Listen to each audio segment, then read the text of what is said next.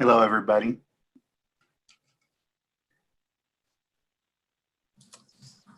This is Ray. Good afternoon. Good afternoon. We're coming up on that. We're here at that 10:30 hour and the official start of our standards board meeting. So I just wanted to acknowledge that I think we have all of our EAC staff and directors and commissioners here. And I think with their permission or recommendation, we'll give it maybe one more minute at the most. I'm trying to look to see. I think we have quite a few folks on. So if no objection from the EAC staff, I think we can call to order this meeting. So I will go ahead and begin our 10:30 EAC Standards Board meeting, and hopefully everybody can hear me. So with that, I want to welcome all the Standard Board members being present. I know we have some I shouldn't say old. I should say veterans EAC standards. I don't want to date ourselves. We have some veterans of the Standards Board and we have some new folks. So welcome to both the new folks and to the veterans of this Standards Board. Many of you may recall our former chair of the Executive Board, Brad King, which I know is on, and I want to always acknowledge him for the heavy lifting that he's done through the, what I'll call the most important part, which was our VVsg 2.0 heavy lift. Not that there isn't still important work to be done. And again, as required by the charter and such, we're holding this annual meeting, and I want to then officially call to order this June 17th, 2021 annual meeting of the Election Assistance Commission Standards Board. Before we officially get started, and we'll talk about the agenda and we'll be presenting, and many of you have a lot of this information ahead of this meeting. But before we do, I want to really thank the EAC staff for their ardent efforts in pulling this together. I know a lot of us are familiar with virtual meetings, and even though this is a virtual meeting, it's still a monumental undertaking. I know they worked a lot of hours to get this corralled, so appreciate them. And then I'll just give some very brief housekeeping. It's a little different than if we were meeting in person, where I would tell you where the restrooms are. So I think you all know where your restrooms are, so we'll leave that out. And I know a lot of us, unfortunately, are very accustomed to now virtual meetings versus in person. But I do want to remind everybody that this is being recorded and broadcast to the public. If you're logging in or making a motion or requesting to speak, to remember to state your first name, your last name, and also your state that you're representing. Helps for the record. Also, the normal virtual meeting etiquette, that if you're not speaking, if you can mute yourself, and mostly to avoid inadvertent conversation or something that you don't want to let Commissioner Hovland know that how wonderful he is or how terrible. So we'll just again, the normal culture for virtual meetings.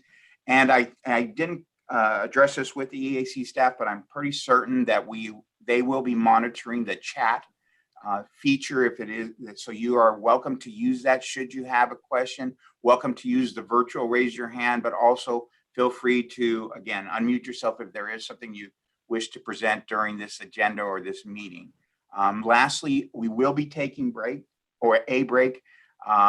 This is a long meeting. We don't have it on the agenda just because the nature of virtual meetings, they could go fast, slow, but somewhere around the 3 o'clock or before the 3 o'clock close of voting, and we'll talk about that. We'll probably take a break. So know that there is one to be had. So with that, I will, before we do roll call and see if we have a quorum, I will go ahead and like to recognize Chairman Don Palmer, who will be providing some opening remarks. Chairman Palmer.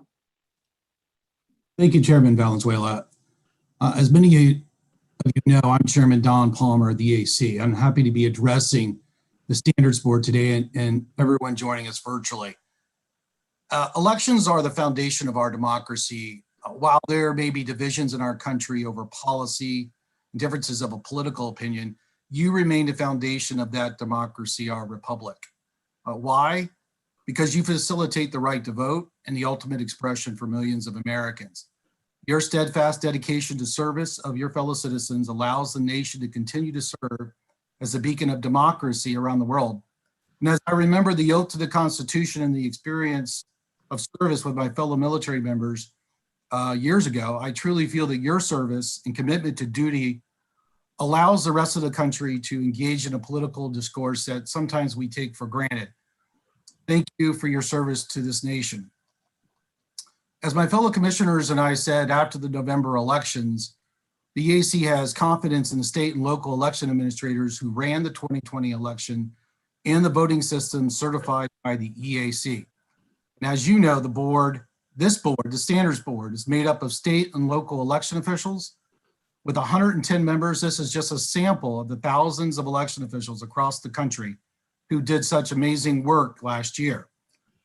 In 2020, officials overcame the historic pandemic while managing record turnout and provided Americans safe opportunities to cast their ballot. Amazing work. I'd like to take this opportunity to again recognize and thank our standard board members and all the election officials who worked tirelessly last year to ensure a safe, secure, accessible, and accurate election that protected the health of Americans and our democracy. So while the EAC is still looking at the lessons that can be learned from the 2020 elections, we are also looking to prepare for 2022 and beyond, and at the ways that we can better help election officials and voters across the country. Earlier this year, the EAC commissioners unanimously approved the VVsg 2.0, paving the way for the new generation of voting systems.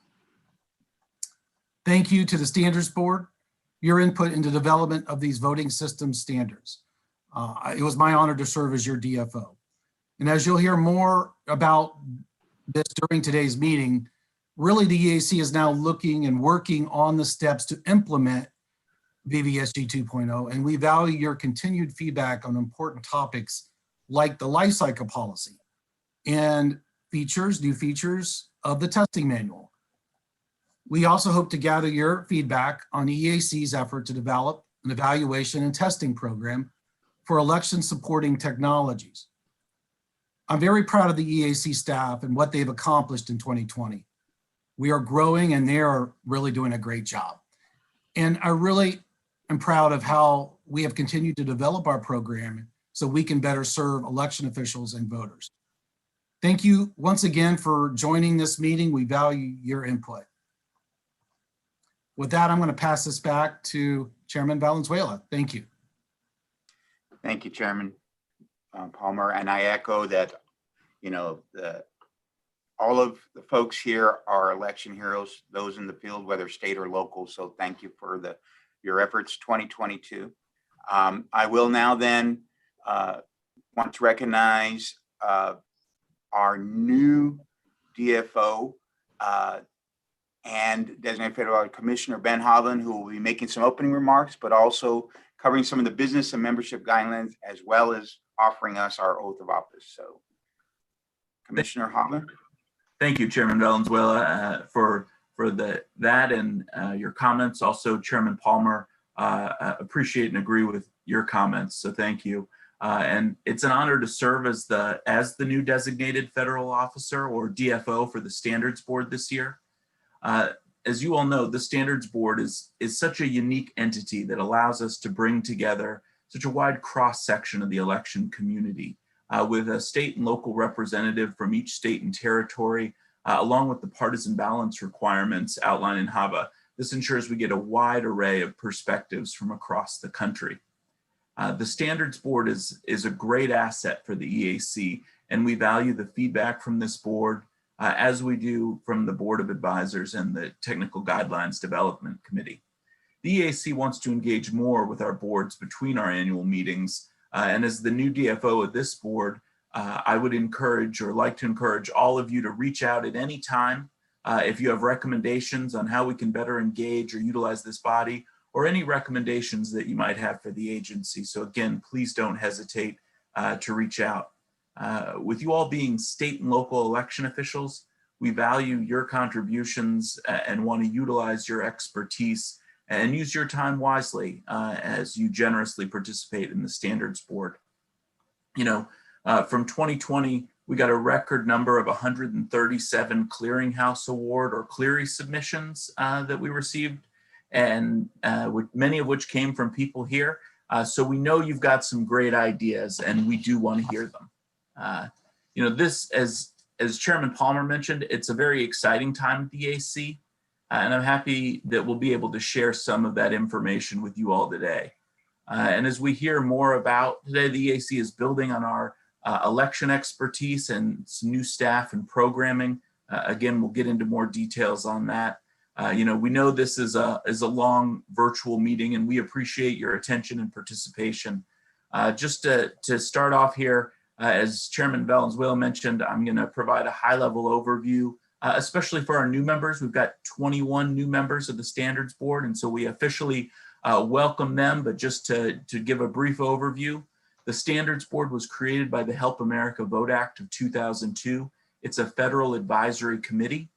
The Federal Advisory Committee Act sets general requirements that all federal advisory committees have to follow, such as having a charter and a designated federal officer assigned to it, maintaining minutes of the meetings, and making Standards Board's records and meetings available to the public. The Standards Board charter is voted on by the EAC commissioners every 2 years, and this charter describes high-level matters such as the objectives and duties of the board. The bylaws are adopted and maintained by the Standards Board itself and detail how meetings are conducted and the election and roles of officers and the executive board, and how recommendations to the EAC are officially adopted. HAVA and this body's charter describe the Standards Board's duty to provide guidance and recommendations to the EAC on a number of topics such as the voluntary voting system guidelines, EAC best practice documents, and the EAC's mission and program goals. Congress created the Standards Board to play a critical function of providing informed feedback to the EAC from two key stakeholder groups, state and local election officials. Through the help of this body at meetings like today's, the EAC can better serve all election officials and voters. We know you take this responsibility as members of the Standards Board seriously, and as you hear and participate in the various topics for discussion on today's agenda.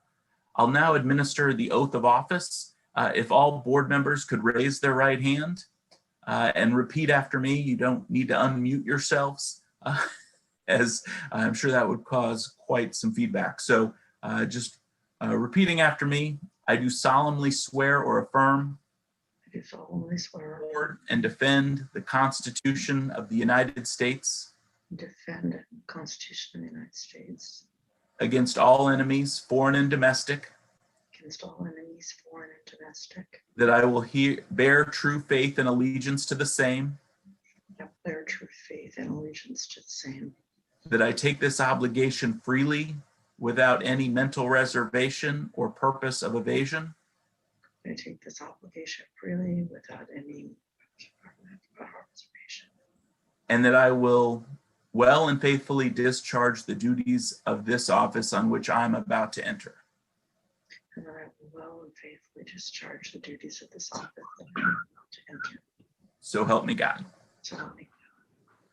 Thank you again for your service on this board, and I'll turn things back to Chairman Valenzuela.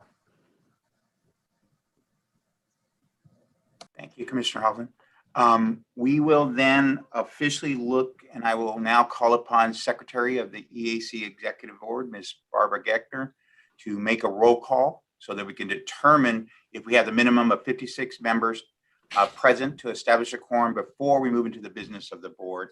And I will, again, appreciate Secretary Geckner, because this is a difficult to do or task via virtual, but I will hand it over to her and we'll go from there. Secretary. Thank you, Chairman. I have gone down the list of participants. Many show up with different names or phone numbers that I did not catch through the chat. So if I read your name, I was going to read just those who were not present. So if you are present and I read your name, please make us aware that you're here. Ralph Artiglieri, Kenny Barger, I'm here. thank you. Nancy Boren, I'm here, Nancy Bourne, Georgia. Fawkes Caroline, Carrie Crum, I'm here. This is Carrie Crum. I'm here. thank you, Caroline Fox is here. thank you. Robert Desmelke, I'm here, Robert Desmalik from New Hampshire. thank you. Bettina Dodge, I'm here. Andrew Dowd,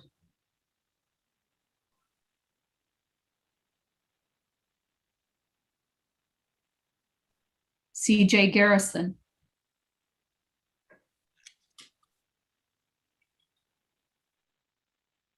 Susan Lapsley, Hi, Susan Lapsley with California here. thank you. Renee Moss,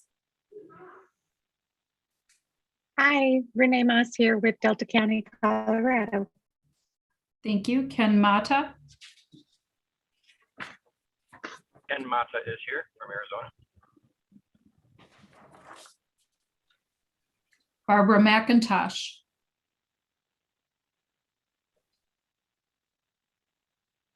John Merrill, thank you. John Merrill, Roll Tide.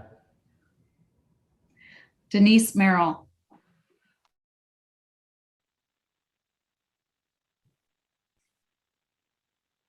Rena Moore,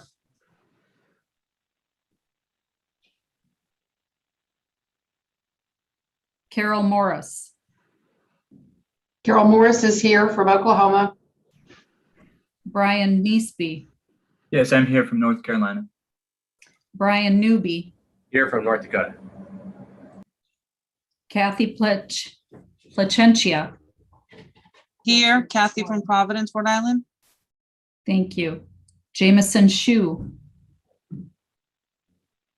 I'm here.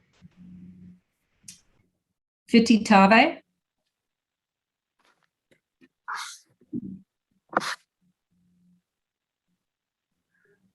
Carol Thompson, Here from Alaska. John Thurston,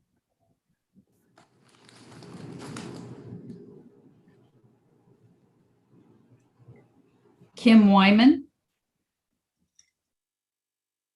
I'm here. Maria Matthews, Present. Jay Ashcroft,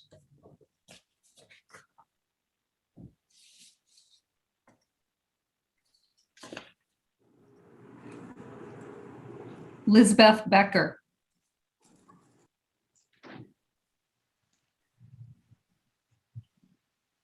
Nicole Brown,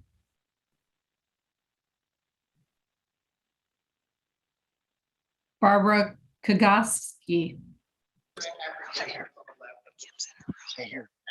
Here. Dana Corson, Dana Corson from Montana's here. Dana Dubouvier,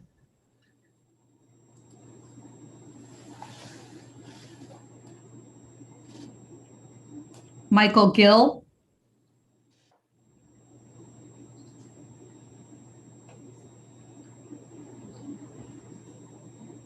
Steve Harsman,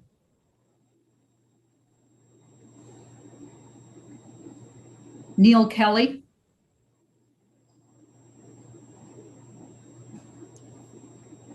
Jana Madu,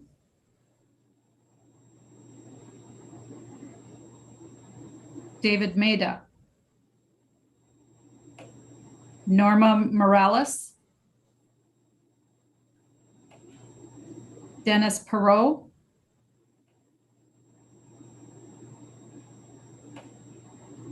Sandy Pincinel, Bradford Raffensperger, Kay Sean, Katie Smith,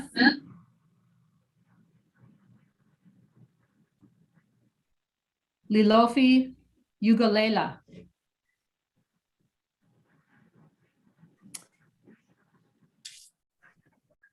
Lizbeth Becker, did I read you?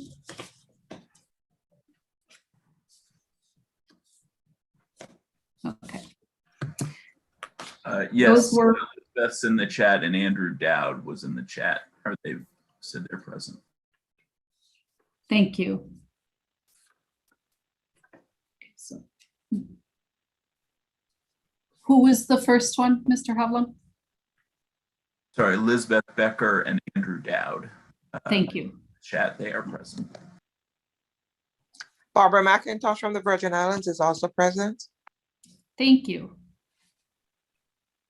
As well as, I'm not sure you heard me from my car, but Ken Mata is here from Arizona. Thank you.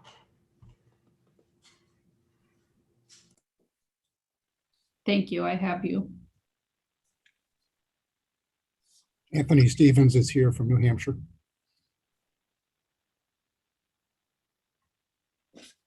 And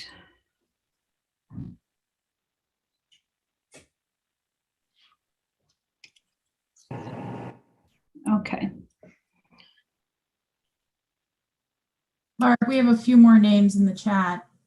CJ Garrison, Rob Rock, and Michael Baunano.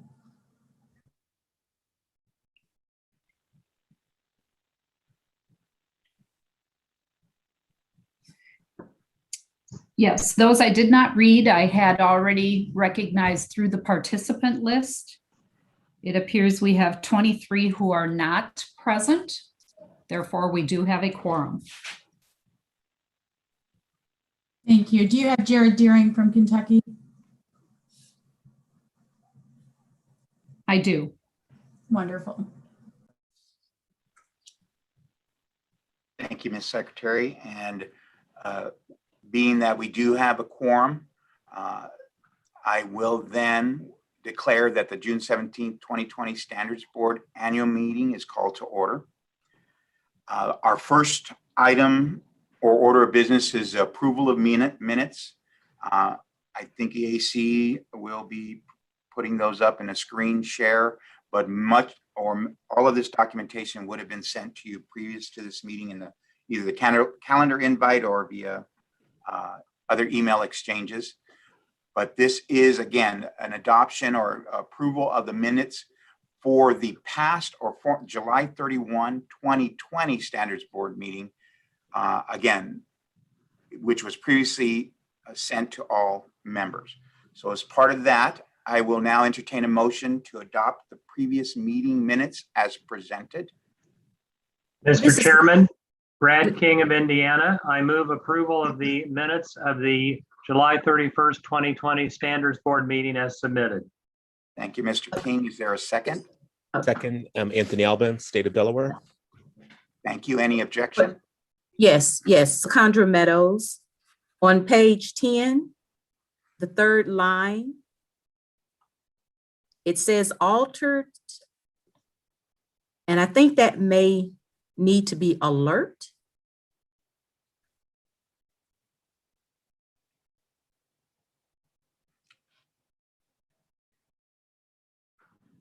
Third sentence. Page 10.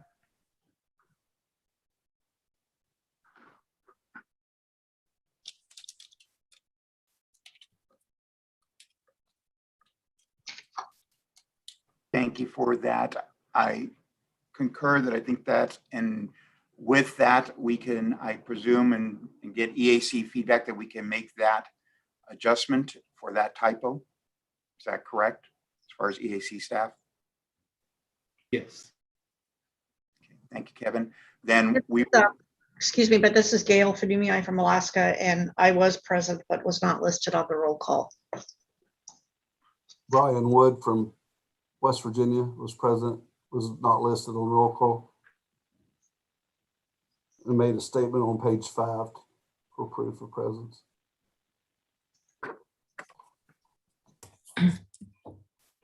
I apologize. There was a comment that there's also a question on page 5. No, I was present for the meeting, Brian Wood from West Virginia. Oh, okay. But I had a question I had asked a question during the meeting on page 5 to prove that I was part of the meeting. Marcy Andino from South Carolina. I was present as well. Again, I'm making note to the EAC staff if they, and to Mr. Rayburn or Kevin, if we're able to then make those adjustments, and make note that that the EAC staff will make those adjustments. Certainly. Any other objection or discussion on the previous minutes or meeting minutes? Mr. Chairman, Brad King of Indiana, I would amend the previous motion I made to reflect the corrections that have been noted by the individuals presenting. Thank you, Mr. King.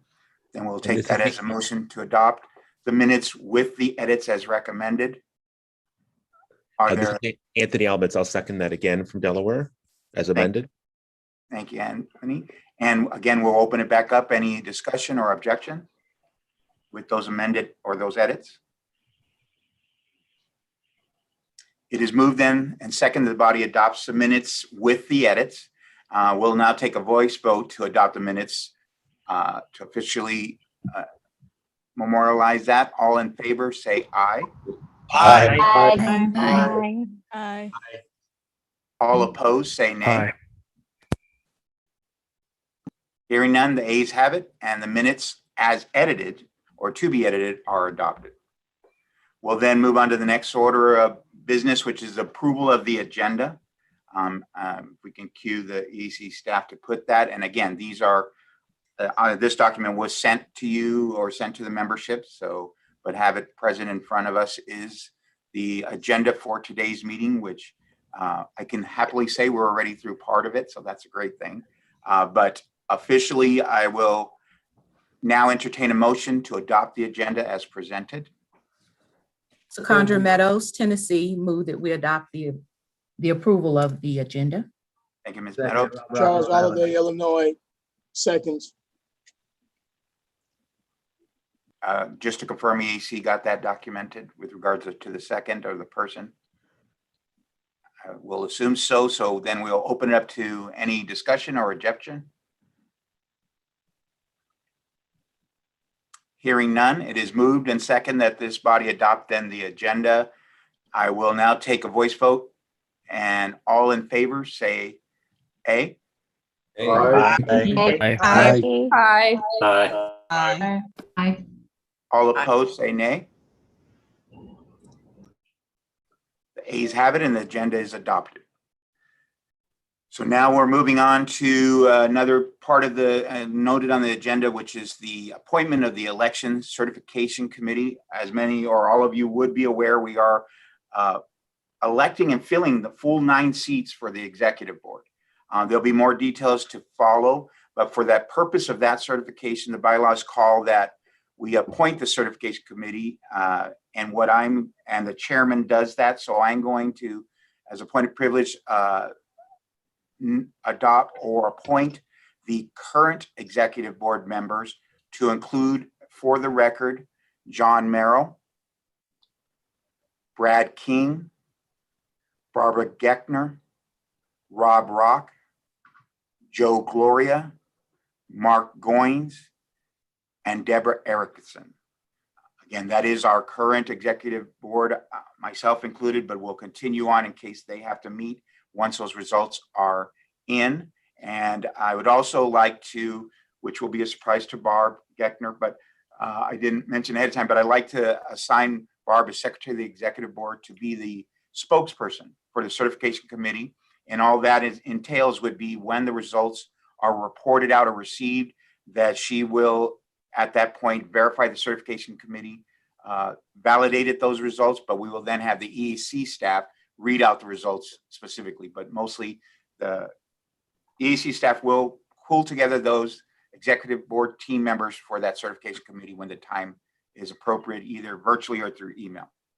With that, let me then introduce on our next item on our agenda, which is the election, a discussion about the election of this executive board. And let me introduce new to the standard board, our alternate designated federal officer, ADFO, Ms. Cami Foote, who will be basically providing the information and details as it relates to this executive board election.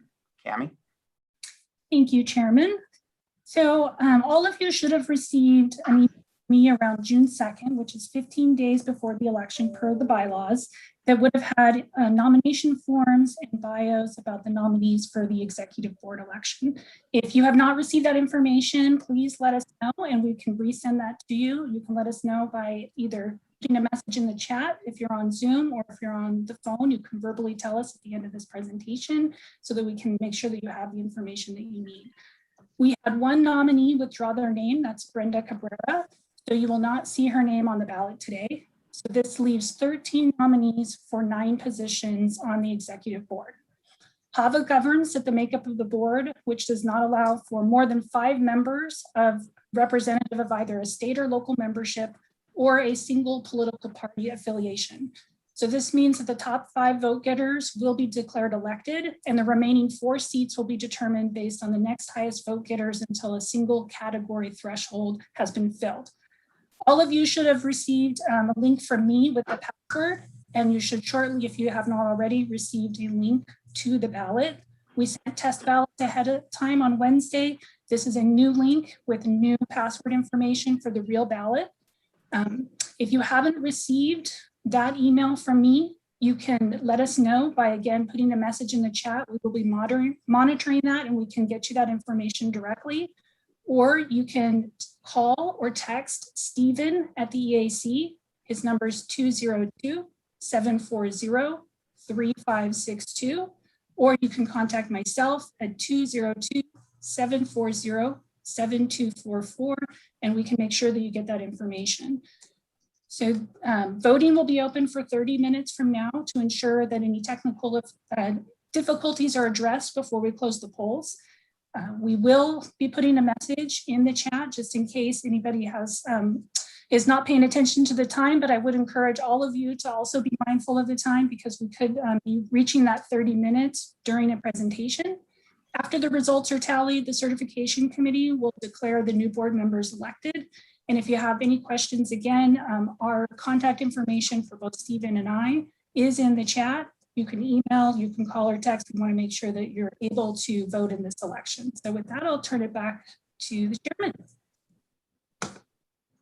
Thank you, Cami. And again, welcome to the Standards Board as our alternate DFO. I'm sure we will already have been taking advantage of your expertise in getting this meeting situated.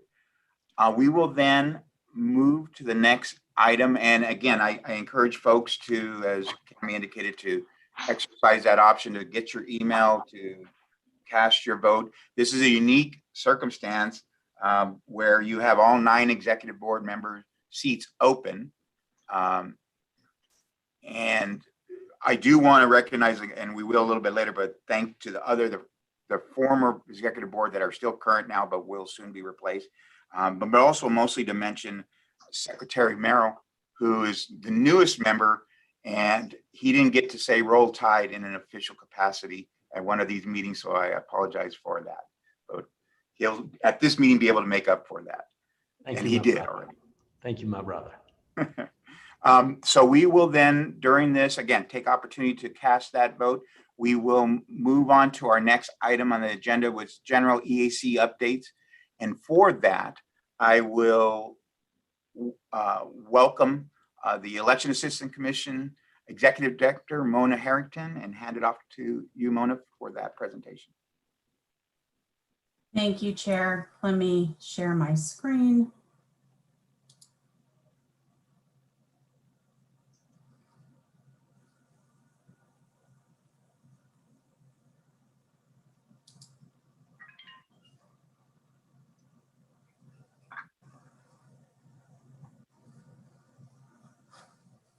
Can somebody confirm you have the right view?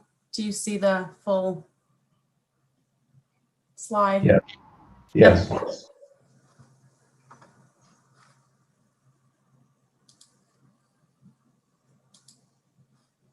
All right. Good afternoon, everyone. For those of you that may not be familiar with me, I'm Executive Director Mona Harrington. It's good to see all of you on camera, and I hope that next year we can meet in person. To begin, I want to thank all of you for your incredible work during the 2020 elections. Election officials are exemplary public servants, and what you achieved with the well-run elections last year deserves ongoing recognition. The EAC staff and leadership want to recognize the contributions of the members in this meeting today and all the election officials across the country. As you have seen in the PowerPoint and in our materials, the EAC adopted a new seal for the agency earlier this year. We thought that was important to reflect the enhancement of our core mission functions. The seal reflects the EAC's testing and certification of voting machines by showing the circuit board. The circuit board diodes incorporate the word vote in Braille, reflecting the importance of accessibility for voters with disabilities and EAC's role in ensuring all Americans can vote privately and independently. The flag reflects democracy. The EAC is a federal agency and voters' rights, and the stars represent the mission critical functions of the EAC. The ballot box reflects the various options of voting. 2020 was a challenging year for the EAC staff as well, and I just want to highlight some of the agency's accomplishments. The entirety of our efforts can be found in detail in the EAC 2020 annual report on our website. But I wanted to go over a few of those today. $400 million in CARES was distributed to the states to prepare for and respond to the coronavirus for 2020 federal elections. We distributed $425 million in new HAVA security grants funding. The VVsg 2.0 was approved unanimously on February 10th. Throughout 2020, to support that effort, we held hearings and reviewed public comments while developing the final version.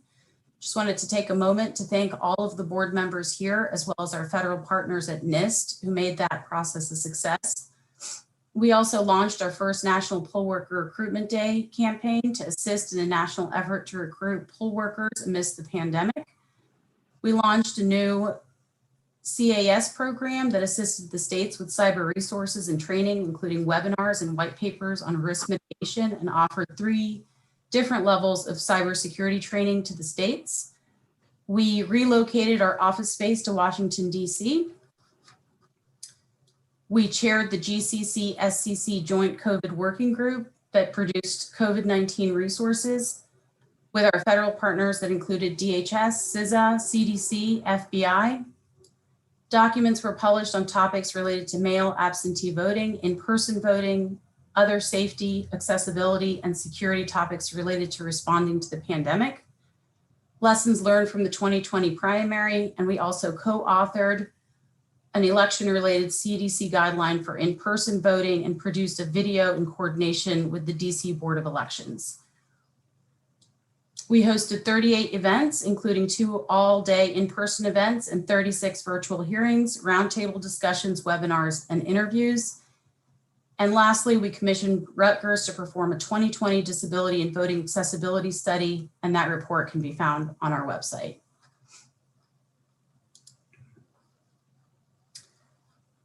The EAC established a new clearinghouse department this year consisting of 5 election subject matter experts.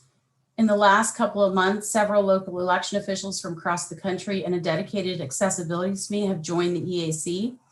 The SME focus solely on accessibility will ensure that accessibility permeates the culture of the EAC and informs all of the products that we provide. In addition to the SME's nearly 40 years of combined experience, among these professionals are graduate degrees, certifications, and awards for innovation. Individually, they've pioneered election audits, used creative ways to educate voters, and have garnered the respect nationally of fellow election administrators with their achievements. The work product that is currently in progress by the SMEs includes a review of EVE's data for quality, an election terms glossary, establishment of state-specific pages in coordination with NCSL, a one-stop shop for election information, election FAQs, training videos, voter education and other election material template library, best practices, lessons learned from 2020 report in coordination with MIT that includes Charles Stewart and John Fortier, audit best practices, and chain of custody guidance.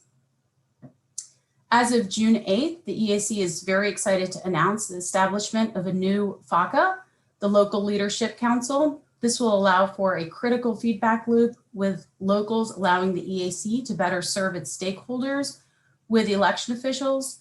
The EAC will appoint 100 members, 2 from each state, after soliciting nominations from each state's election official professional associations. We expect also to release the 2020 EVES this year in August. That will allow the EAC time to review the data for quality. There were some delays this year with data being submitted a little late due to the pandemic and other factors.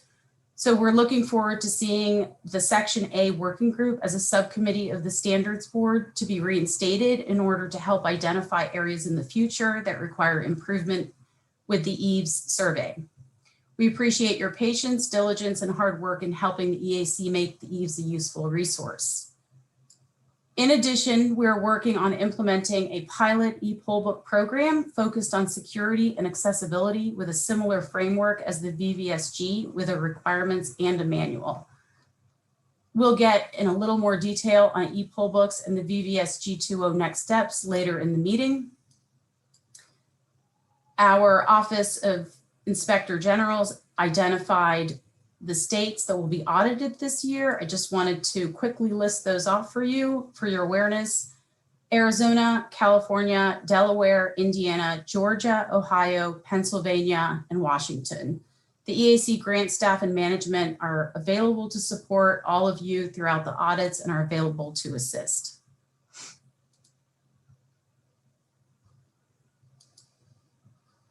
So beginning with VVsg next steps, on this chart, you'll see our 4 main areas that we're working on concurrently. The required NAVLAP preparedness tasks, establishing an end-to-end encryption program, adopting a VVsg lifecycle, and lab accreditation to include the NAVLAP and EAC accreditation. This document can be found on our website as well. Here on this slide, I just want to go over some of the detail on the NAVLAP process and give you a little more information regarding what that entails. The NIST NAVLAP program utilizes a handbook titled NIST Handbook 15022 for technical requirements and guidance for the accreditation of laboratories under National Voluntary Laboratory Accreditation Program. The work is happening concurrently with other VVsg 2.0 tasks mentioned here, with a scheduled completion in late of 2021. One of the important items is determining the competencies required by laboratory personnel in order to meet the upgraded VVsg 2.0 requirements. Items that might be included as new competencies include evaluating data schemas for conformance with interoperability requirements, conducting pen testing, evaluating end-to-end cryptographically verifiable systems for correct protocol implementations. In addition to the handbook, NAVLAP assessors also utilize checklists containing the technical requirements that VSTLs will be assessed against. These also require updating based on the new VVsg requirements. Other additions to NAVLAP program include assessing test methods utilized by the VSTLs for traceability to test assertions and updated requirements. Not all requirements contain test assertions. Finally, NIST will work with the EAC to create materials to help VSTLs prepare for accreditation under 2.0. These materials will include guidance on some of the areas I just mentioned, like the new competency criteria, traceability of the test methods to test assertions and requirements, the contents of updated assessor checklists, and the important differences between conformance testing in VVsg 2.0 versus the previous versions. On the end-to-end verifiable protocol evaluation, as you are likely aware, there are a limited number of experts in the type of encryption required of E2E verifiable voting systems under the VVsg 2.0. So accordingly, evaluating these protocols requires that the EAC engage with external partners to create the evaluation program mandated in the VVsg 2.0 requirements. The work is happening concurrently with other updates mentioned here and is scheduled to be completed by fall of 2021. The EAC is also working with these new partners to develop the evaluation criteria in accordance with NIST and methodologies that are required to make it a success. Regarding the VVsg 2.0 timeline and lifecycle policy, along with all the other work that's being performed to move VVsg 2.0 along, we're also working on a lifecycle policy that is expected to be in final draft format by late fall 2021. Today, later in the meeting, we're interested in receiving feedback from you on the draft 0 policy that you should have as one of your documents that was transmitted in advance of this meeting. In the coming months, we'd also like to engage other stakeholders on the Board of Advisors, the TGDC, as well as VISTLs, voting system manufacturers, and the experts at NIST to try and resolve a number of issues. Updating the VVsg on a regular basis, yearly, every 18 months, et cetera, to ensure that the standard remains agile and responsive to the needs of acquiring jurisdictions and an ever-changing security, accessibility, and legal environment.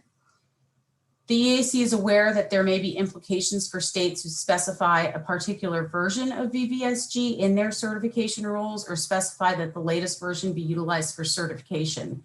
So for example, one of the things that we hope to discuss with you later in this meeting is if it would be better for these states if we called future versions VVsg 2.0 revision 1, 2, or 3, et cetera, or VVsg 2.1, 2.2, 2.3, so on and so forth. The goal is that updates to the VVsg during this regular cycle would incorporate things like requests for interpretation, notices of clarification, erratas, and other administrative changes. Additionally, various items could be added to such as additional common data formats to support more voting system functions and increase interoperability. Similarly, security requirements may be added or adjusted as new technologies emerge or standards change, such as FIPS 140-2 transitioning to 140-3. All 2.x version of the standard 2.0, 2.1, 2.2, et cetera, would be backward compatible, meaning changes to the requirements would not require new hardware or major changes to a system's architecture. If we need to make a change that might break this compatibility, that is when we'd move to a new major version. For example, VVsg 3.0. Minor updates to the VVsg would not require a new lab accreditation, only moves to new major versions like the VVsg 3.0. The EAC hopes that a regular update cycle will reduce the overhead involved in proposing, reviewing, and approving minor changes to the VVsg. The overall number of changes should be smaller and should not generate as many comments. Deprecation of the older versions of the standards include considerations such as the VVsg 1.0 has been in effect since 2005 and is very outdated. Predates technology such as smartphones. The VVsg 1.1 has been implemented since 2015, and none of our currently registered manufacturers have submitted a system for certification under 1.1. We do not want to run into the same issues we did with 2.0 and future versions of VVsg. The EAC's testing and certification program needs a way to bridge manufacturers to the new version of the standard while not stranding current customers with systems that no longer receive updates. Manufacturers without fielded systems are at a somewhat of a disadvantage right now as they need to submit systems to the latest standard where existing manufacturers continue to modify systems to the older but much better understood standard. This is an issue in terms of barriers to entry. We are reviewing all options from a hard sunset of VVsg 1.0 and VVsg 1.1 to something more like a soft sunset where we allow modifications to VVsg 1.0 systems in perpetuity, but disallow the marketing of these systems as EAC certified to new customers past a certain date. We would also like to establish a regular deprecation cycle for future versions of the VVsg, which includes both minor or major. The testing and cert program needs to update the way it handles and publishes configuration information to allow for systems with components from mixed standards. Some VVsg 2.0 components within an overall VVsg 1.0 system, for example. This may also apply to any future component testing. Updates to program manuals and other program policy documents will not necessarily follow the same trajectory. For example, there may be a minor update in the next few months to the program manual to address a couple of issues that have come up recently: patent disclosures during requirements drafts and a more constrained voting system manufacturer registration. Our Chief Information and Security Officer will go over all of this and solicit your feedback today. Last but certainly not least, on the VVsg next steps, we have the VISTL accreditation. Following the update of NAVLab materials for 2.0, both NIST and the EAC will be prepared to accredit VISTLs to VVsg 2.0. This will be an interim accreditation to add 2.0 to their existing accreditation. Whether or not to apply for accreditation is a business decision for each VISTL. So far, they've indicated a willingness to apply when the program is able to accredit, but the reality is that they may need to conduct additional training, adjust their test methods and other program elements, or even hire specialized personnel in order to obtain accreditation. The EAC is ready to help ease the process with the VISTLs by sharing information with them on a regular basis as we move through the updates to the NAVLab manual and checklists, or make changes to how the EAC will conduct accreditation assessments. A little bit about the ePollbook evaluation program. One of our 2021 priorities that I want to go over very briefly is implementing a pilot ePollbook program. The EAC hopes to create a program manual that will describe key elements such as requirements and responsibilities for participants in the program, manufacturer registration, a quality monitoring program, and a testing and reporting procedure. The requirements will be developed and published similar to the VVsg, but with a narrower scope. They will also focus on unique aspects of ePollbooks related to security, usability, and accessibility. The testing will be conducted by EAC accredited VISTLs. Test plans, reports, and relevant attachments will be posted on the EAC website and will include typical system configuration information such as software versions, hardware used, and hashes. It will be a voluntary, and manufacturer participation would be necessary for it to be successful. States can help if they start requiring the EAC evaluation. In some instances, states may still need to provide testing to ensure interoperability with their specific systems. It must be an agile program. We don't want to cause too much additional overhead in terms of time or cost. Currently, the labs take about 1 to 2 months to evaluate. We believe this turnaround can be shortened through standardization. We also want to support the ability for manufacturers to rapidly reiterate and have their systems evaluated. The standard will need to be kept up to date depending on how specific the requirements are. The standards may need to be updated frequently. This could be yearly or less. As we make progress on this project, we will be certain to solicit your feedback and share drafts with you.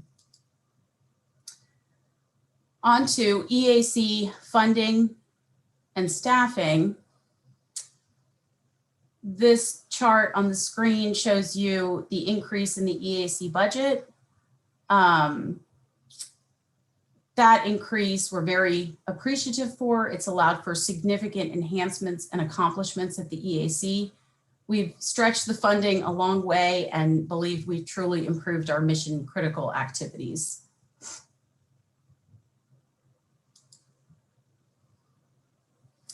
Here's another chart with EAC funding from 2010 to 2022. When taking into account the present value of the EAC appropriations in 2010, the 2022 budget will bring the agency to the operating ability it had 12 years ago. That said, we have exercised our fiduciary responsibility diligently. As previously mentioned, we expanded our team in mission critical areas. We hired a new testing and cert director, John Panic, and hired other team members to fulfill critical positions that include cybersecurity talent. Haviland CARES grants, a little bit about on that, and I'm almost done here, so bear with me.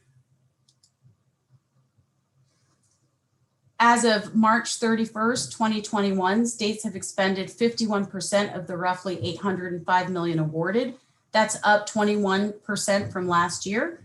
The states are using the VVsg grant funds to upgrade voting equipment, increase voter registration and system security upgrades, implement multi-factor authentication for system access, conduct post-election audits, increase cybersecurity, and conduct training on cybersecurity processes.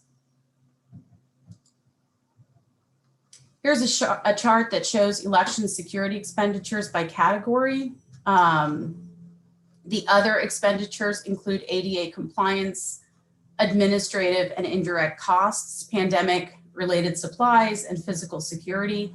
Some states had to reallocate election security expenditures to CARES during the reporting period. Next slide. On the CARES grant, the EAC expects to close all CARES grants by spring 2022. As of June 2021, 8 states have officially closed their grants. Good job to those 8. 25 states will submit final reports by the end of this month. The remaining 23 states are expected to submit final reports by 12/31/21. Here's a chart of expenditures by category. Expenditures consisted of personal protective equipment, temporary staff to manage much higher volume of absentee mail ballots, communication to inform voters of changes in processes, printing mail-in ballots and envelopes, postage, processing equipment, ballot drop boxes, and expansion of polling locations. That concludes my presentation. I hope you found that information useful. If you do have questions, feel free to ask. Otherwise, we can move on. Mona, this is John Merrill in Alabama. I want to thank you for your diligence and for your excellent report. I'm so appreciative of that, but I didn't want to leave your reporting time without doing a couple of things. First of all, I want to take this opportunity to thank in this environment Senator Shelby for his work in ensuring that our appropriation was what it was for the fiscal year and what it will be for the future. Because without his assistance, his support, and his leadership, we would not have had that. And that's something that we've been working on to try to get us to this position. And now as he's chair of appropriations, we were able to make that a reality. And that's very important to all of our work and what we continue to do. I also want to thank you for the effort that you're demonstrating in ensuring that we have system testing for election equipment, for electronic poll books, and that we will have a report for that purpose. Many of you know that I have made this a priority project for me for the last 5 years, that I've had the opportunity, 6 years now, to serve on the board. And it's been so very important to me that we have a consumer reports type emphasis that will be able to be understood by the layperson as well as by election professionals, so that they know exactly what they're looking at when they're trying to evaluate election equipment, e-poll books, all of those things that are so very important to us. Thank you for your diligence, and I want to encourage the board to continue to make this a priority, because there's never been another time in the history of the Republic where this is as important as it is today. So thank you for allowing me to share that. Thank you, Secretary Merrill. And Mona, this is Mark Goins from Tennessee, and I echo what Secretary Merrill said from Alabama, particularly dealing with e-poll books. I do see that that is kind of a weakness now that we need in the election community. So I was very encouraged to hear the progress that's being made there, and hope to hear more in the future. Thank you. Thank you. I'll just Mona, this is to interject if you didn't see it in the chat, there was a 5-minute vote warning posted. So just want to make sure people were aware of that. Thank you. Mona, this is Paul Lux in Florida, and I was kind of curious if on the slide it mentioned the e-poll books going through a similar process to the Vistals. Have they considered or like a scoring system, or actually a vendor rating rather than a particular product, but rating e-pollbook vendors for how they manage their product, for how they manage their software and escrow, so that this vendor is a category C because they do X, Y, and Z. This vendor does better at those things. They're a B class vendor. There's some certifications similar to that, and Secretary Merrill mentioned sort of a consumer reports type of thing. Whereas I know some of the VISTL documentation puts even the most technical people to sleep sometimes. So I was just curious if there was any broader consideration beyond the usual VISTL model that we're used to for voting equipment for the e-poll books. Yeah, thank you, Paul, for raising that. I think that has a lot of merit. I think we're still in the infancy stages of figuring out how to get a baseline security configuration and what would be acceptable from an accessibility standpoint. But as I mentioned, it has to be agile or it's not effective. So the state of affairs change almost daily when it comes to cybersecurity and securing a COTS device like that with patches and whatever else, but there's also the architecture of the underlying software on the device that may make it a grade C versus A.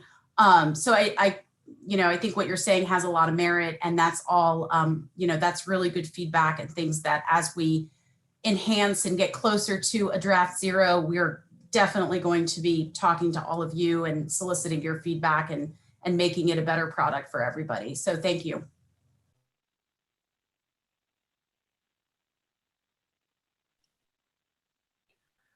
I think then if there aren't any other questions for Director Harrington on that particular topic, we are quite a bit ahead of schedule, and I want to reemphasize the what was noted in the chat by Cami that there is a important closing of the polls. So if anybody, since it is important and we are a little bit ahead of time, if anybody's having any difficulty here now, we can probably address that before the polls close. Feel free to open your mic and say so we can, or through the chat.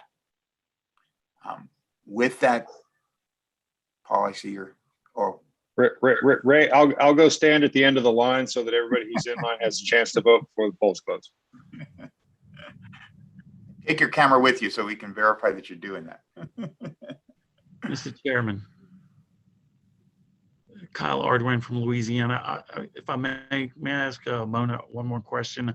I may have missed it in the presentation, but what is the timeline with regards to the e-poll books program and trying to get certification opportunities for that? And I guess there seems to be just a lot of pressure out here in the States on that issue. And I just wanted to touch base with you on that. And if I missed it, I apologize. Sure, Secretary. So we're hopeful that we will, first of all, it's a pilot, so there's a lot of work to do even when we get that draft circulated, but we're hoping to have a draft set of requirements and a process that's well thought of by the end of the year, the calendar year. Thank you. You're welcome. Hi, this is Bob Giles. Just to follow up, and maybe I missed it. And who's creating the requirements and these standards? No worries. I actually didn't get into who was creating it, but it's an EAC work product. We may be partnering with an outfit or a contractor, but right now it's just in-house and we're not quite ready to do that. We're at the very infancy stages of this, where we have some wonderful legal interns that are looking at what exists as far as a review, a literature review of what all the states already have in place as far as state legislation, as well of what you all may or may not require. And we're not quite there yet. I think we may have previously announced, just so that for your awareness, that we were working or partnering with CIS on this. That is no longer the case. They've had some circumstance changes and notified us that they really wouldn't be able to take on that work for now. And in order to not have a delay, we're working out those details, but the work continues with our very well needed lit review. So this is Bob Giles again from New Jersey. I guess my concern is we in New Jersey, we just did our standards over the last year for electronic poll books, and we're in the process of certifying electronic poll books. And it seems like there's a lot more needed than just a review of what states do. There are a lot of security concerns, whether CIS is involved, there's network concerns. There's a balance between functionality and security. And then, as you said, each state has different policies. So I'm just curious, where is that expertise coming from to, you know, with the VVsg, we had NIST involved. So, you know, there was definitely that level of expertise. I'm just curious where that's coming from for the e-poll books, because I think it's a great project and I would love to be able to rely on a national standard for certification purposes, but I think we need to know where that's coming from, so we can have that confidence to kind of put all our eggs in that basket. Yeah, I mean, thank you. Again, we're just in the infancy stages. We do have wonderful federal partners. There's no reason why we couldn't work with NIST on this as well, and other federal partners and or other expertise. We also have some very good internal cyber expertise, but nothing close to agencies that solely focus on that. So I'm confident that we'll be able to have the right individuals working on this and or partnerships. And once we have that information, we'll be happy to be transparent and notify all of you. Thank you. If there's no other questions, I do also want to echo what Bob indicated, and with regards to the e-poll book itself, Arizona or Maricopa specifically has a in-house built electronic poll book. So we would be hard pressed to be a vendor to send it to a VISL using that kind of concept. So definitely we're glad that we're at the infancy state, that we want to be able to say, how would this happen for states that do that? I'm potentially California that builds their own system. So it's a good topic. And I just emphasize the importance of this standards board, having the 2 representatives from every state and territory to be part of this process, like it was for VVsg. Here's another process for LEOs or subject matter experts to lend to this conversation. So appreciate that, Director Harrington, to open that up to the floor today. Thank you. This is Dwight Shellman from Colorado. Just to sort of amplify what Chairman Valenzuela just mentioned, Colorado also has a system developed by the Secretary of State that all counties use as the functional equivalent of an e-poll book. It's basically a web application that interfaces real time with our main voter registration database. But to the extent that you know, we're looking at e-poll book capabilities, requirements, etc., it would be nice to have a space for you know, I guess Colorado in this respect is an outlier, but I hope that the project won't just be limited to commercially available products, for example. Thank you. No further discussion. If there isn't, then we'll move on the agenda, which is these 2 next agenda items should be fairly fast. In that, the bylaws is one of the agenda items. We do not have any bylaws, or the deadline to submit bylaw amendments ahead of this meeting obviously has passed and none were submitted. So with that, we have no bylaw amendment proposed or submitted to vote upon at this moment, nothing. And from the proxy part of it, currently there are no general board issues at hand either to be voted upon, other than those that we already have, which was the past meeting minutes and the agenda for today. There is obviously the vote on the executive board. However, by bylaws and charter, the executive board cannot be voted upon by proxy. With that being said, we did have 1 proxy assigned, and I'll just acknowledge this, and it is Linda Von Nessy, the local for New Jersey, has signed proxy. Should she not, Linda, I know you may be on or off and you're working an election and doing some provisional ballots, as she indicated. Should she not be for, if we have general business, then she is assigned Mr. Bob Giles in New Jersey as her proxy for any general EAC business items that may arise. Again, nothing currently on the agenda, but if something from the floor or whatever it may be. If there's any questions to that, I will, for the record, submit that proxy. But again, most of our items have been by voice vote, so we'll go from there should something else arise.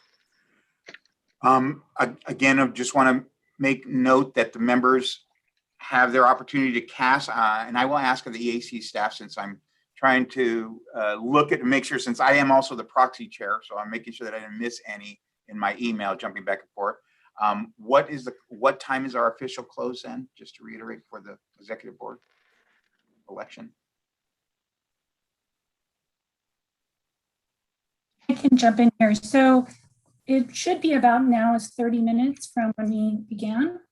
Sorry, I forgot my video. So if anybody is still voting or in the process of voting, please let me know so we can make sure that we can capture your vote. So you can email me at kfoote, KFOOTE @eac.gov, or you can call me on the phone. Like I said, my number's in the chat. So please let me know or send me a direct message if you're still in the process of voting, but we haven't seen any new ballots come in a few minutes. Thank you, Cammie. So we then will move on, and we're getting close to, again, we're a little bit ahead of the schedule. So we will look at the 3 o'clock hour if everybody's okay with that for a potential break. But right now we'll continue to move on. And our next item is the, let's see here, let me double check. Oh, is our discussion with VVsg discussion. And for that, I'd like to recognize Jessica Bowers to facilitate the discussion on the life cycle policy for VVsg 2.0. So Jessica, if you want to take it from here. Thank you, Chairman. Can somebody help me share my screen?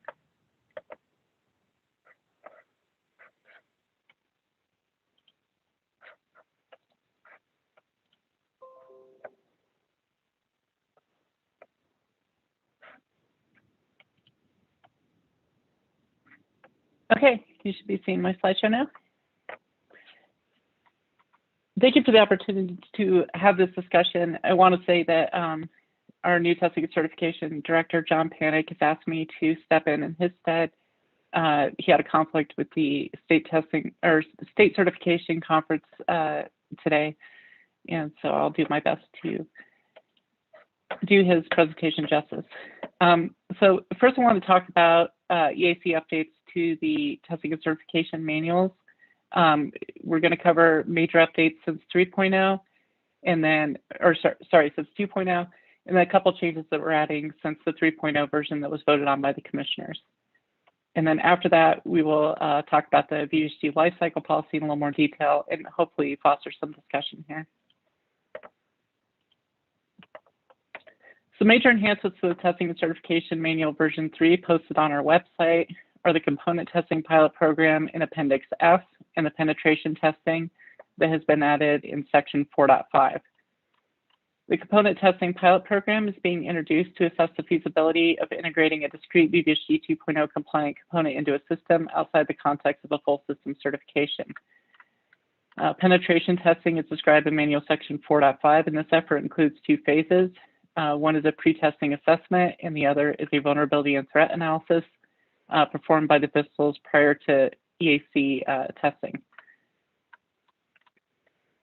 Additionally, an attestation will be required by each manufacturer that all critical vulnerabilities have been addressed, and that must be submitted with the final certification package to the EAC prior to certification.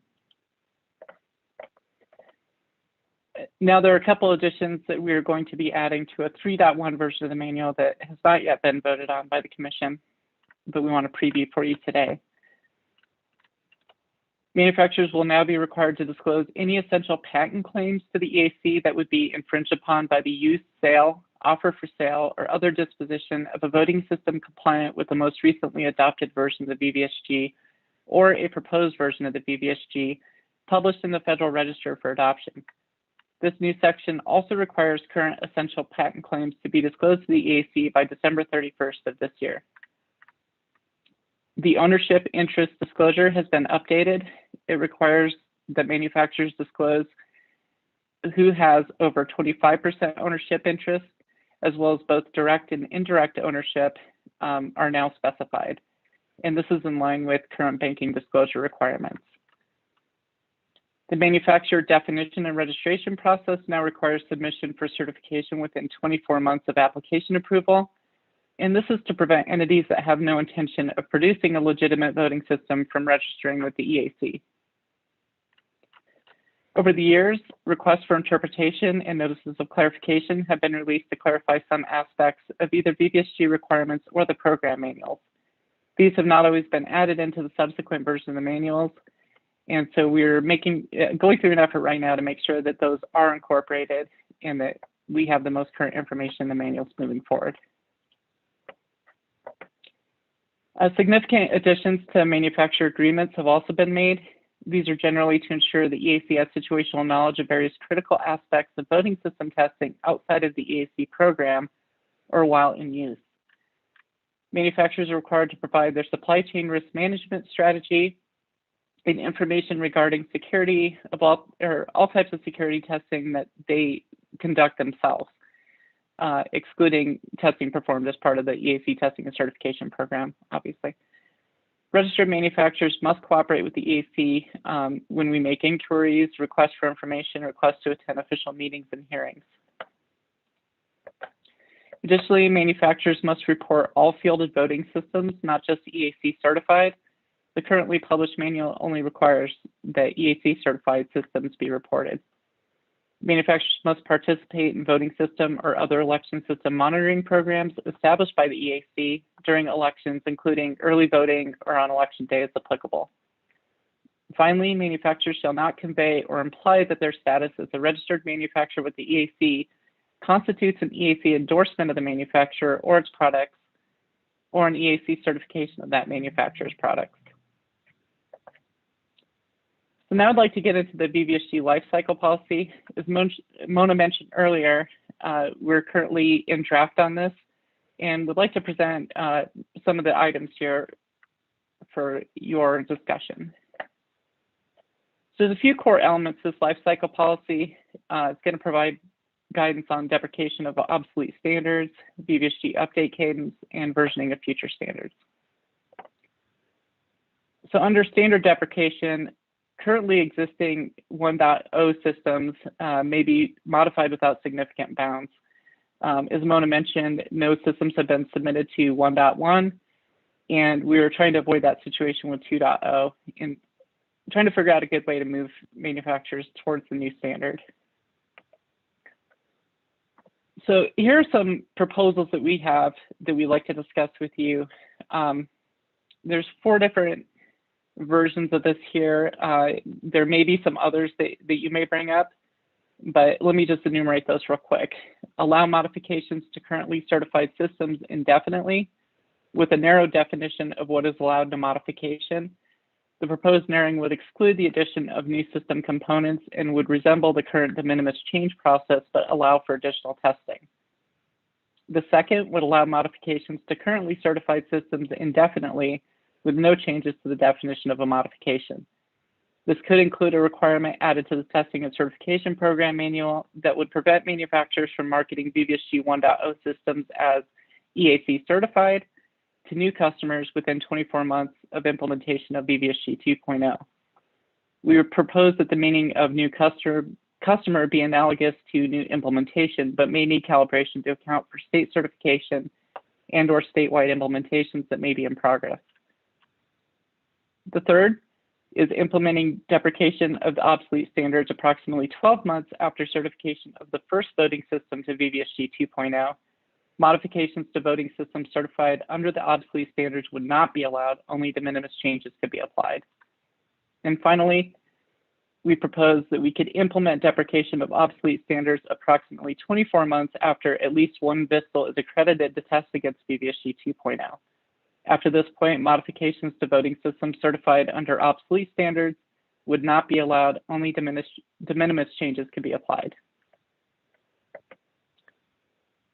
So with that, I'd like to open it up to any kind of discussion around deprecation of the old standards.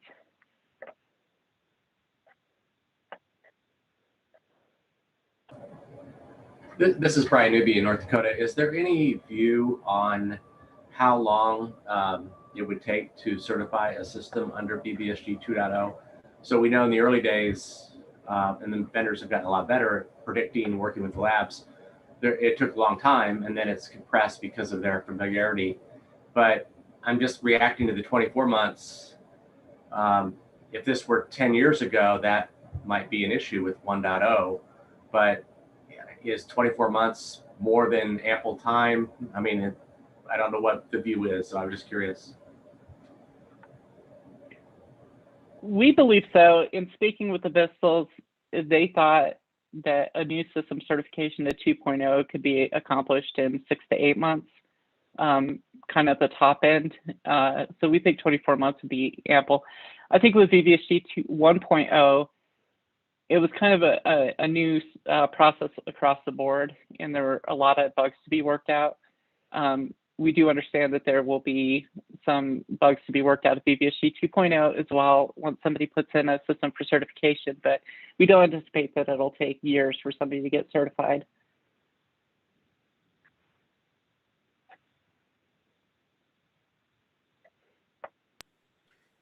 Are there any other questions then with regards to this discussion? And I'm not able to view the chat, so if anybody is putting a question chat, somebody else will need to read that off for me.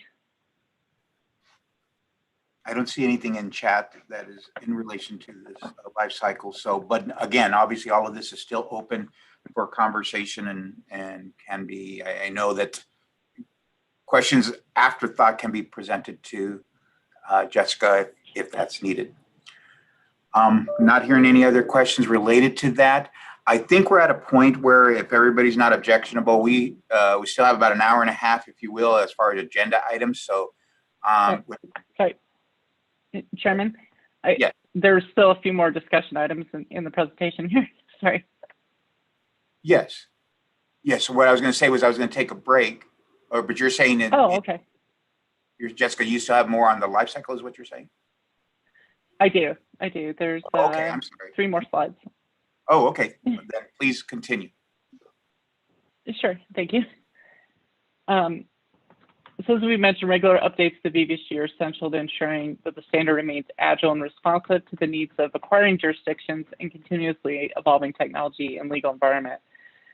We're proposing that the update cycle happen on an 18 to 24 month basis, and again would like feedback on what you all would think a viable update cycle would be. We're not stuck with 18 or 24 months. We just put these down as stakes in the ground.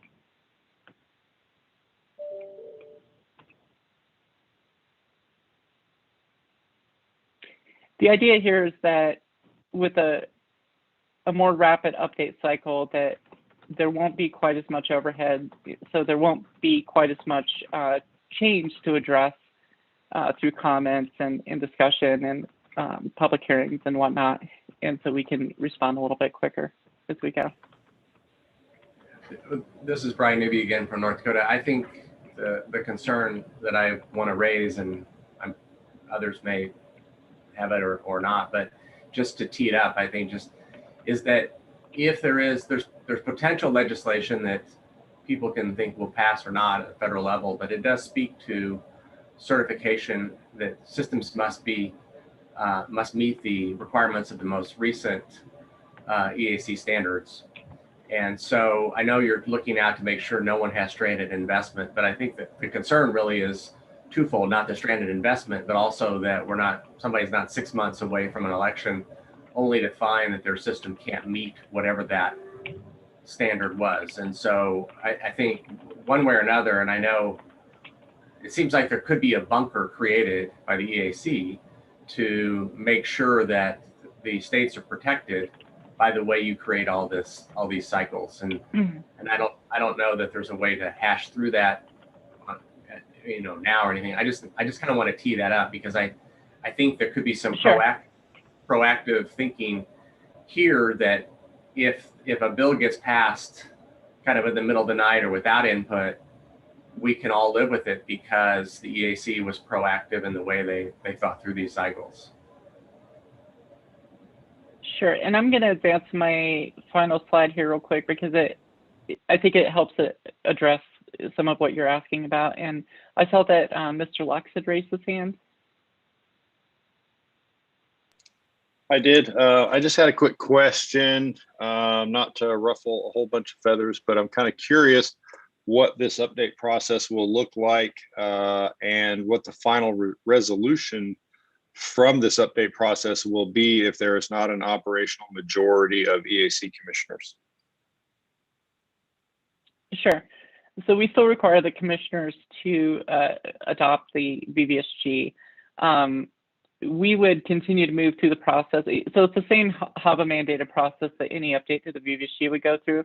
So we consult with our boards, and we would go out for public comment, and we go for a commissioner vote. If in the lack of quorum, I think we would still move through the process so that when we do establish quorum again, there's something for the commissioners to vote on, and we don't just stall out the process altogether in the interim.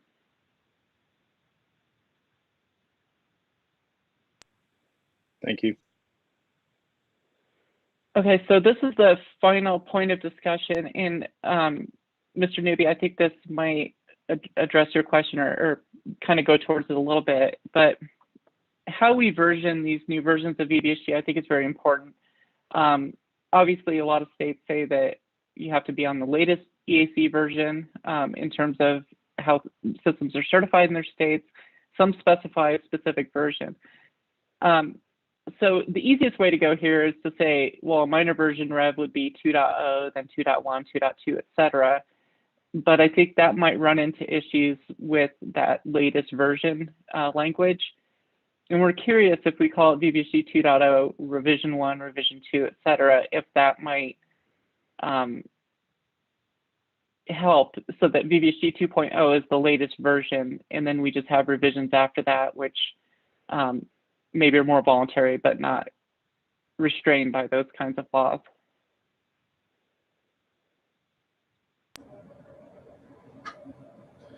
Well, another, again, Brian Newby, North Dakota, another thought could be even the revisions having calendar years, you know, 2.0, 2022 or whatever, and then somehow there be an explanation that the 22, you know, whatever those years would be, were guidance that were hard guidance later. And that gets into the same thing what I think you'd answered if there were there wasn't a quorum also, that those things might be held until there is a quorum. I think just encouraging thought about that, and I think maybe the revision 1, 2 is a good approach, but just to try and be ahead of the legislation. It sounds like you are, so thank you for that.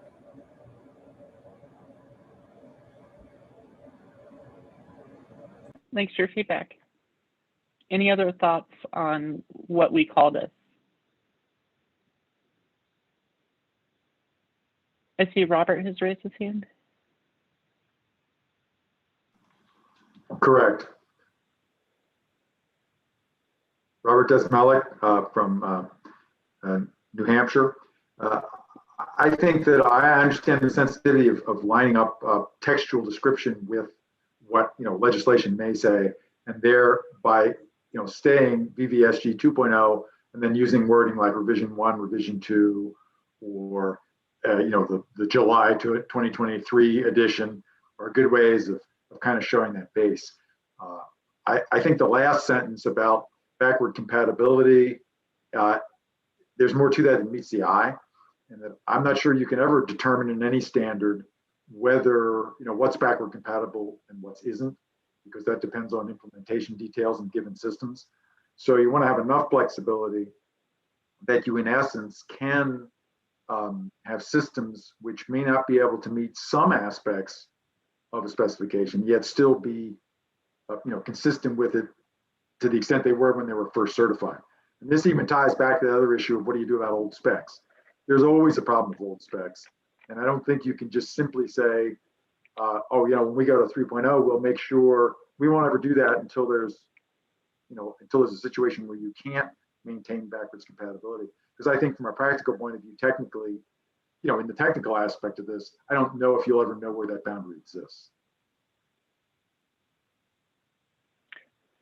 I agree that it's going to be very tricky. I know Mona mentioned it in her presentation. We define it as a major architectural change or hardware change. So I think we're tending to look at it as if you have a fielded VVsg 2.0 system, you could upgrade to a revision 1 or revision 2 system, you know, through software or the addition of hardware. You wouldn't have to change your existing implementation to be able to do that. But I understand that it's a lot more complicated than that, and we're still working through some of those issues.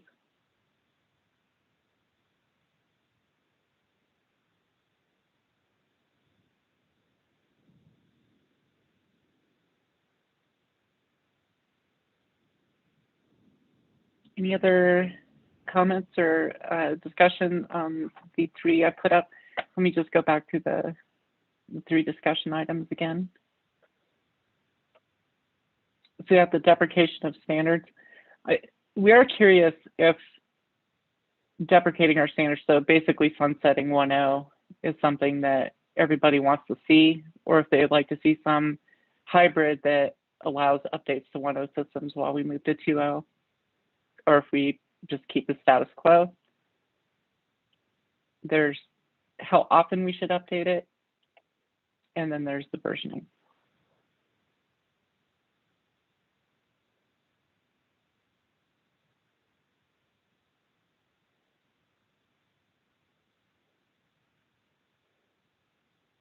It's telling me 2 participants have raised their hand. It's not telling me who. So if you want to, one of you wants to go ahead and unmute and ask your question. Dwight. Roberts may still be raised, so Dwight might be the new one. Shellman. Yeah, Dwight Shellman from Colorado. Hi, Jessica. Hi, Dwight. This isn't on the VVsg versioning discussion, but I wanted to return just for a moment to the testing and certification program manual. You know, proposed version 3.1 at some point. I believe you said that the manufacturers will be asked to disclose any independent security testing. I'm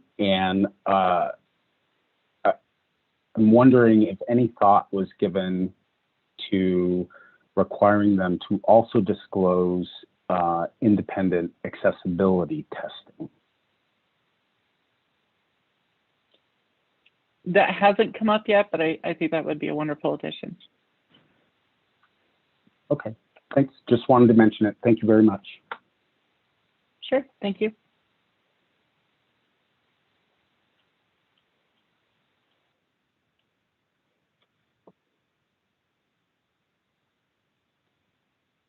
Okay, well, not seeing any other hands going up.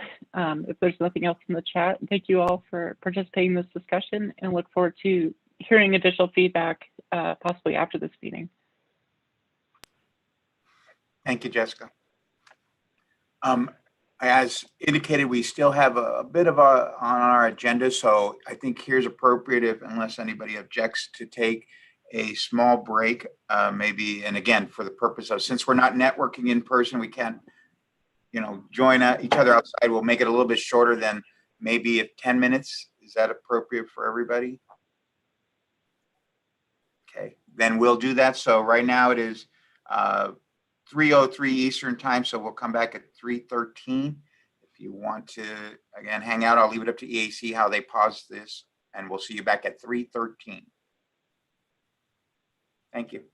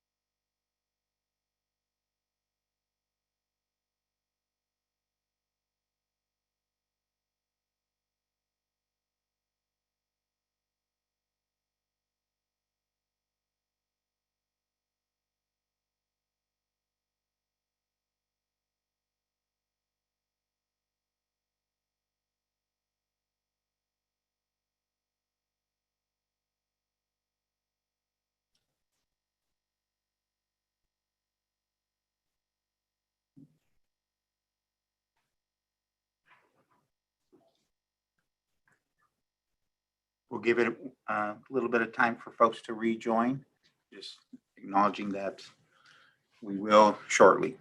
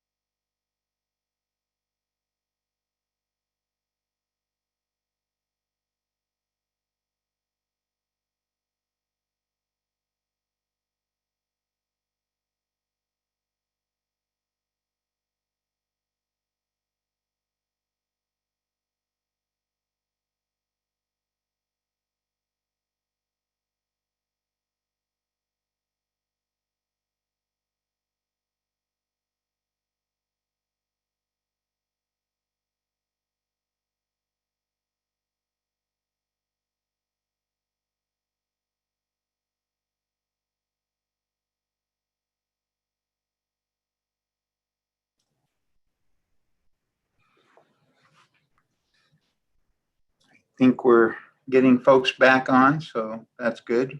Again, I hope reflective of the people, videos coming on, assume that they're back. Those that don't, assume that they've gone astray. And if anybody can find Paul Lux, he's still at the back of the line.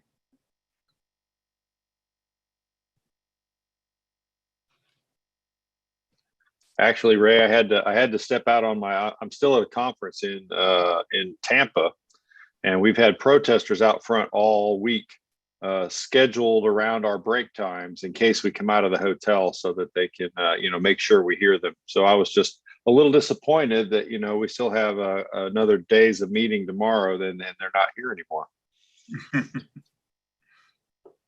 Well, I was just worried that you're lost behind a line to buy tickets for an NSYNC concert or something. I don't know. Well, and just as a shout out for the Tampa Bay Lightning playing in Game 3 of the Stanley Cup tonight. We were here for 2 of the games. Of course, we couldn't get in to save our lives, but we could see the arena from here, and of course, certainly the downtown area was just heaving with people for games 1 and 2. Well, with And that Paul, said, I'm sorry, this is Kim Wyman. I was just going to weigh in. Paul, be careful what you wish for. I don't know that you should tempt fate in the way that you just publicly did of wishing that the protesters would come around more. Just throwing that out. They've actually been really, really good. They're mainly mad at the voting system vendors, not us necessarily in particular. But I did note that after this first day, our association decided to take our agenda off the website, which I thought was a pretty smart idea. Well, and remember, you are a Florida election official, if I recall correctly, who lived through 2000. So like I said, we're very superstitious as election administrators, and you should never tempt fate like that again. Well, that is fair point.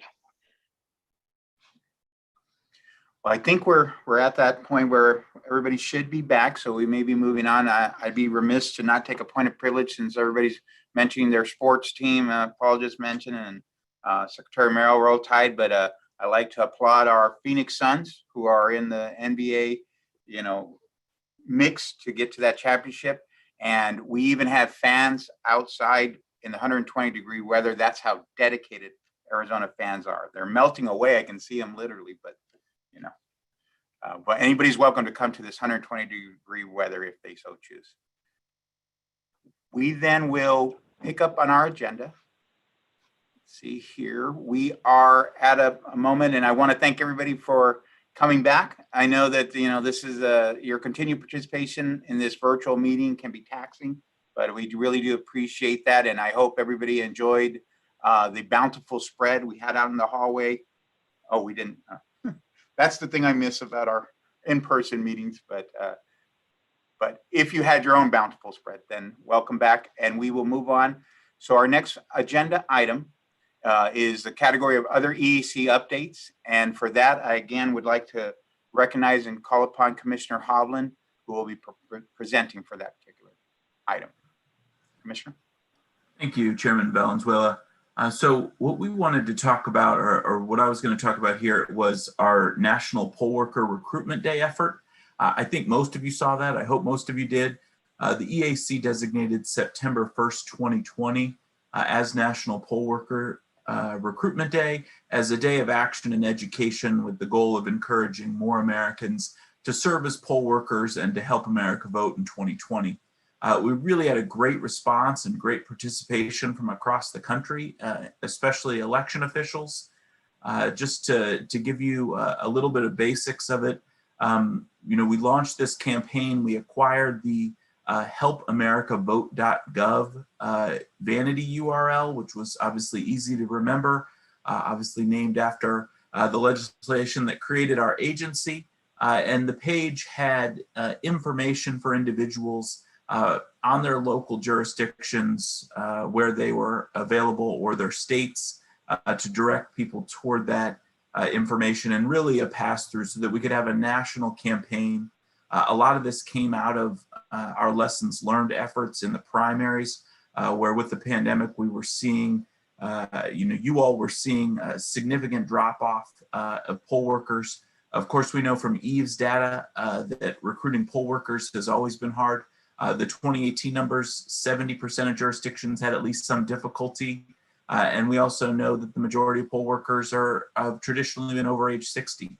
So again, we thought the effort was a great success. Hundreds of thousands of people visited the site leading up to Poll Worker Recruitment Day, and afterward, we're still seeing people go to the website. And so we hope to continue this effort in the future. But what we're hoping to get some today, and Rebecca, I don't know if you want to go ahead and pull up the slide just so folks can see that. But what we're hoping to get is just some feedback on how to make this as helpful as possible for you and your colleagues. One of the things, we've also got a couple poll questions that will pop up in a minute, or they should be down in the poll section of your menu if they don't pop up for you. But this just gives you a sense of some of the campaign, the logo we created, some of the social media coverage we got. Again, we saw at least 37 state offices participating. Again, a lot of local, a lot of state engagement.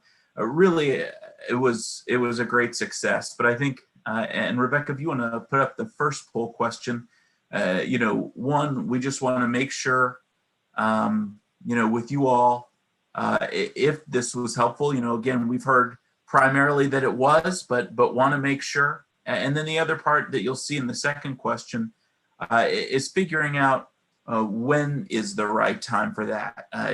Traditionally, or it was September 1st and 20. Traditionally, that's not when you want to be recruiting poll workers in a normal year. Obviously, 2020 wasn't a normal year. Some of the conversation that we've had, we've heard a desire for the beginning of the year. Obviously, I know as a former poll worker that folks like to have somebody recruited to work the primaries and then the general, both, one recruit, but also they get that extra experience before the general, and that's not the first election. But we've also heard from some other folks that, maybe something a little bit later towards summer, where you have got more folks thinking about the elections and maybe as a bit of a gap filler. I think that's also a mixed bag. It may be good for filling vacancies, but as I'm sure most of you have experienced, it can also lead to frustration when people try to sign up and there's not availability. So we really wanted to just put this to you all. Again, the nature of this body and across the country, wanted to just get your feedback on when might be the best time to do that during the calendar year. And again, if that was something that we should continue, which it looks like you all agree on. Finally, we had a few other questions that don't lend themselves as much to poll questions. And so I'd welcome either discussion now on these or you can always email suggestions on these to, we've actually got a website, or I mean an email address, helpamericavote@eac.gov. Certainly send any suggestions about the poll worker recruitment effort to that. But I think the main questions that we're looking at beyond these in the polls are, you know, one, we know about the importance of having current or up-to-date information on the website so that when we're redirecting people to their state or locals, they're getting accurate information as they sign up. And so, you know, we have to think through, particularly, obviously, with, you know, roughly 9,000 local jurisdictions, what is the best way for us to keep that information current? So, you know, again, would love either discussion on that or feedback on maybe the best way to do that sort of year after year to ensure that we have that current information. And then another point for discussion or feedback following this, you know, you saw in the slide earlier some of the graphics, but we created a toolkit that had graphics, press, you know, sample press releases, other materials. And so, again, I think it would be a request for what types of other materials would be useful, you know, for us to create with this campaign that could be, you know, branded with your own localities or reutilized, you know, ways that we can make this effective as possible and provide support for, you know, state and local engagement on this effort. I think part of what really made it a success was all of the efforts we saw go into that and raising awareness around the importance of poll workers. And so we have a few minutes now. I would open it to discussion. And then again, certainly anyone that doesn't get a chance, or if you have thoughts afterward, again, it's helpamericavote@eac.gov.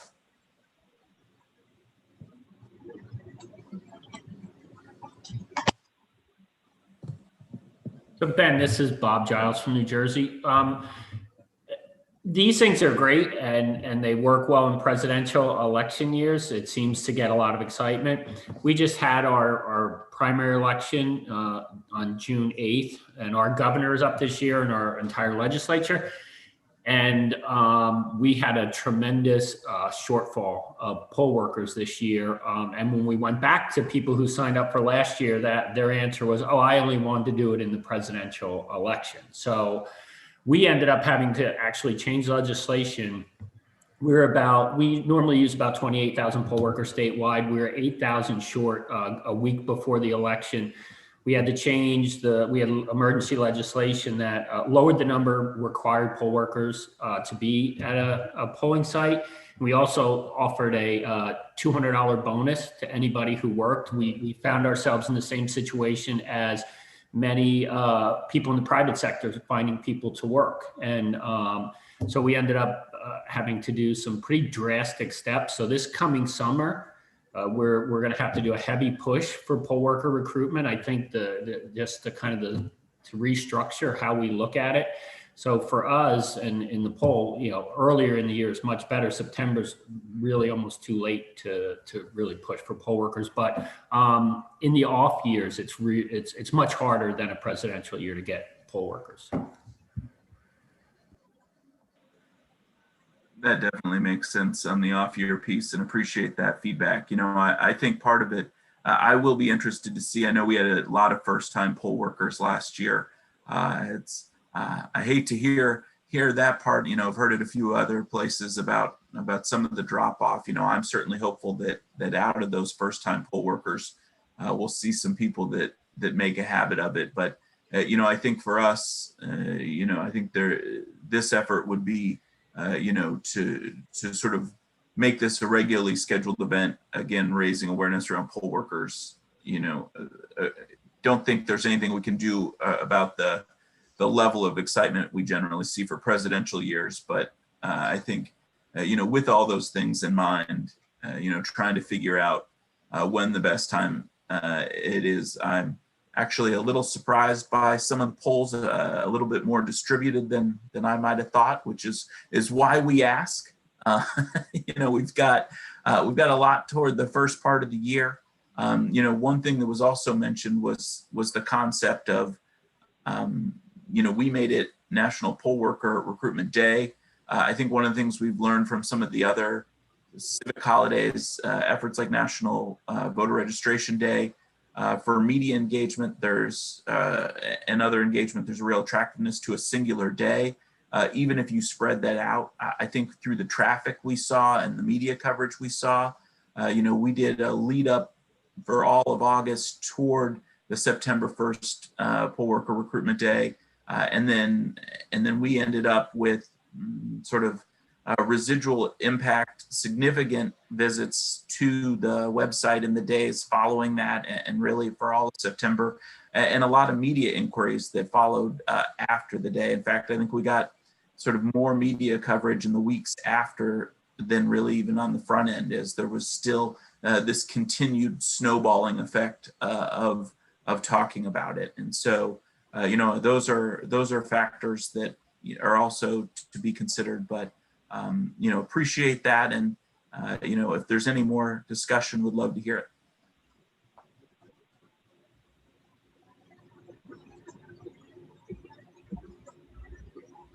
I don't see any hands up or anything going once, if you will. I'll just say, I really appreciate, this is Paul Lux in Florida. I really did appreciate the help with the poll workers.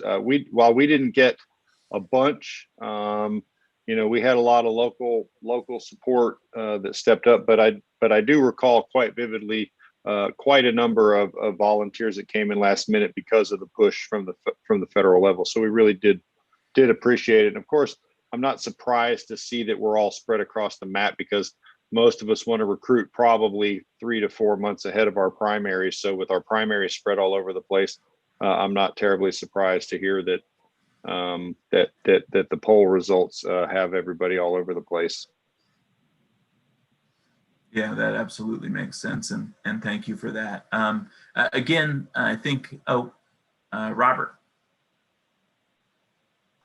I actually, I don't want to kind of go off on a tangent, but I'll just quickly suggest that, Commissioner, I would encourage both the commissioners and the EAC to consider another kind of recruitment activity aimed not at people that are involved necessarily with polling activities, poll place workers, but people that are involved in the technology related to voting systems.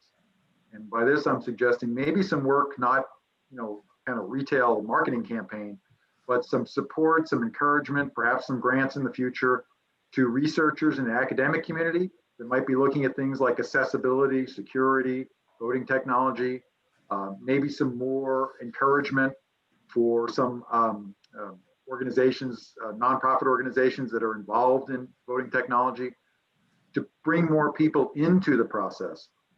Because I think if we look at awareness at places where there's major amounts of technology development ongoing, and try to encourage, Microsoft has stepped up with some of their research teams, maybe some of our other large technology firms who have research resources could be encouraged to work in this area, and the same thing in academics. So I'm just going to propose perhaps the consideration at the EAC of an effort to do some recruitment in that area, to encourage some people to join in and work on the technology associated with voting.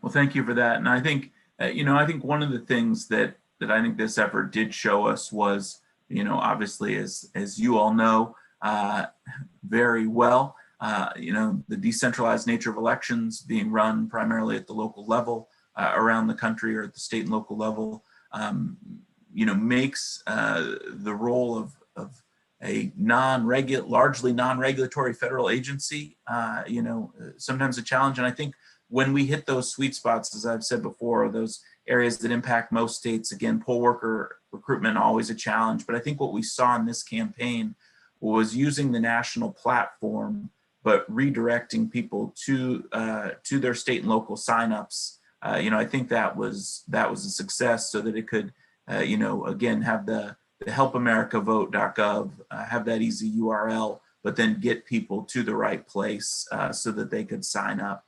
and appreciate your feedback. Again, I think Kristen put the email address in the chat, but if you have any other comments or feedback on this, on things that would be useful with this effort, we would welcome that. So thank you. Thank you, Commissioner. We'll move then on to our next item on the agenda, which is our federal partners update.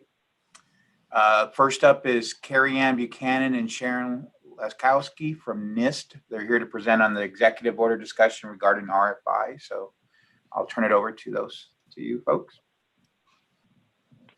Thank you very much, and hello everyone. My name is Carrie Ann Buchanan, and I'm a researcher in the Information Technology Laboratory at the National Institute of Standards and Technology, or NIST. I want to draw your attention to the information in your packet regarding NIST's response to the Executive Order 14019 on promoting access to voting. I, along with my colleagues Kevin Mangold and Sharon Laskowski at NIST, have been working on a response to Section 7 of the Executive Order. Yesterday, we posted a request for information, or RFI, to the Federal Register seeking information about barriers to private and independent voting for voters with disabilities, including access to voter registration, voting technology, voting by mail, polling locations, and poll worker training. Your feedback would be invaluable for informing NIST development of recommendations. So to provide feedback, you can submit comments directly on regulations.gov. If you have any questions, you can contact me directly at carrieann.buchanan@nist.gov, and I'll put all this information in the chat for you all. So thank you very much for your time today, and we hope to see your comments soon.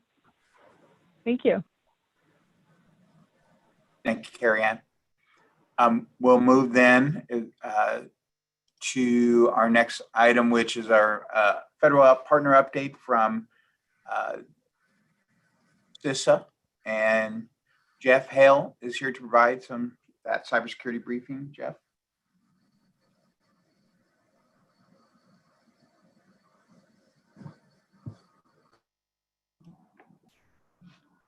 Thank you. Sorry, I had to slowly figure out the unmute process. Let me pull up the, Mona, are you able to share the screen or grant me access? Yeah, absolutely. Thank you. Hi, everyone. Again, my name is Jeff Hale. I work for the Cybersecurity and Infrastructure Security Agency here at the Department of Homeland Security. We are those fine people who declared elections critical infrastructure in 2017. But we have been working to both add value and provide to the security community here within elections, and we view our role as to protect or as to ensure that you all have the information you need and the tools to adequately assess risk to the election process and protect, detect, and recover from those risks. Again, that designation of critical infrastructure was in 2012 or 2017. Sorry, I am all over the place on my monitors right now.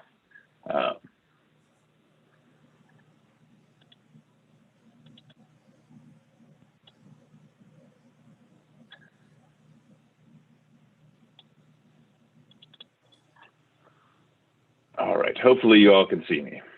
And so the designation of critical infrastructure for us really enabled us to prioritize giving you all support. That support came in the form of both cybersecurity services, physical security assessments, and the information we were able to provide. We stood up the Election Infrastructure Information Sharing and Analysis Center. We partnered very closely with the EAC and our other federal partners in our Government Coordinating Council. We have partnerships with the vendor community in our Sector Coordinating Council, and those two bodies help to advise us on how we can best support the community and best provide value as a critical infrastructure sector. Now, looking back at the 2020 elections, we saw a series of advanced persistent threat actor activities, but no indications that there was any attempt to alter any technical aspect of the voting process. So it was very interesting to discover both Russian and Iranian actors compromising, particularly local level county IT networks, and potentially imperiling election infrastructure. But at no point did we see any of the data manipulated in any way. As we look forward to how to support you all through this year's elections, through the midterm, the mid-year elections, and then the next presidential cycle, we think it is worth noting that there have been multiple APT actors, multiple advanced persistent threats over the last few cycles, that each and every day we are hearing from election officials seeing their malicious attempts on their networks having to be blocked by their firewalls or other activities. We are seeing the emergence of ransomware as a threat against all critical infrastructure. We have seen the evolution of things like doxing in 2020. Obviously, many of your colleagues and even some of you on this list had your personal information put out in a threatening way by Iranian cyber actors on a website called Enemies of the People. We also saw Russian hacking of a central domain controller capability called a company called SolarWinds, which compromised a wide variety of sectors. And now we never saw the secondary compromise where actors actually took information from users of that SolarWinds system. We never saw that present in the election sector, but it's an example of the continued and ongoing threat landscape that is present in all critical infrastructure sectors, but especially here with our election partners. So our job here at CISA is trying to help you all have better awareness of your susceptibility to phishing, of your organization's susceptibility to phishing, better opportunities to patch vulnerabilities and awareness of what that might be. We know oftentimes, particularly with local election jurisdictions, that you may not own the part of the process, own your network or the part of the process where you need to are empowered to patch the vulnerabilities yourselves. So we try to give you all the information necessary to arm you for an adequate conversation with your county IT to help demonstrate why your patching your systems should have priority and that these should be taken care of in a timely manner. We've taken deliberate efforts to help organizations strengthen their systems against ransomware, as we've seen across several critical infrastructure sectors, but especially the Colonial Pipeline recently, a very top of mind indication that ransomware is a threat, even ransomware that doesn't affect the operational technology. So in the case of Colonial Pipeline, it was their general business IT systems, but out of due diligence, out of an abundance of caution, shutting down the operational systems was a safeguard that was put in place. This is an important approach that I think is actually quite relevant to the election sector, where it doesn't mean that your voter registration systems, that your e-poll books or voting systems will necessarily have challenges with ransomware, but your ability to operate as an organization to conduct and administer elections, if your IT systems go down, is greatly diminished. So how do we help you have the security and resilience necessary? By working with you and our field staff to help strengthen your password policies and auditing, establish and backup plans and testing them with offline backups, replacing unmaintainable equipment where that material is often the first order of attack vector for malicious adversaries, and to implement those logical safeguards across your network that can prevent the compromise of another part of the county's network of business administration from impacting your ability to operate. So if they are ransomwared on county law enforcement, do you have the necessary segmentation to protect your systems and move forward? We at CISA have done a lot of work in doing risk characterization and risk analysis. We published a lot of this in advance of the 2020 election to help individuals make decisions on how to administer their election in a changing environment, particularly in the pandemic. We also partnered very closely with the U.S. Election Assistance Commission, who hosts an election security risk profile tool. So a lot of the decision trees that can be walked through on this tool were done collaboratively in a focus group environment to understand what steps you can practically take to advance your security posture from the controls that you currently have, and where you can get the most bang for your buck with next step. Is it implementing new email security practices? Would it be implementing multi-factor authentication? Is it all of the above? So we encourage you to take a look at that tool. At CISA, one of the things we hear is of most value to our partners out across the election sector is the use of CISA's cybersecurity services. We encourage everyone to sign up for vulnerability scanning.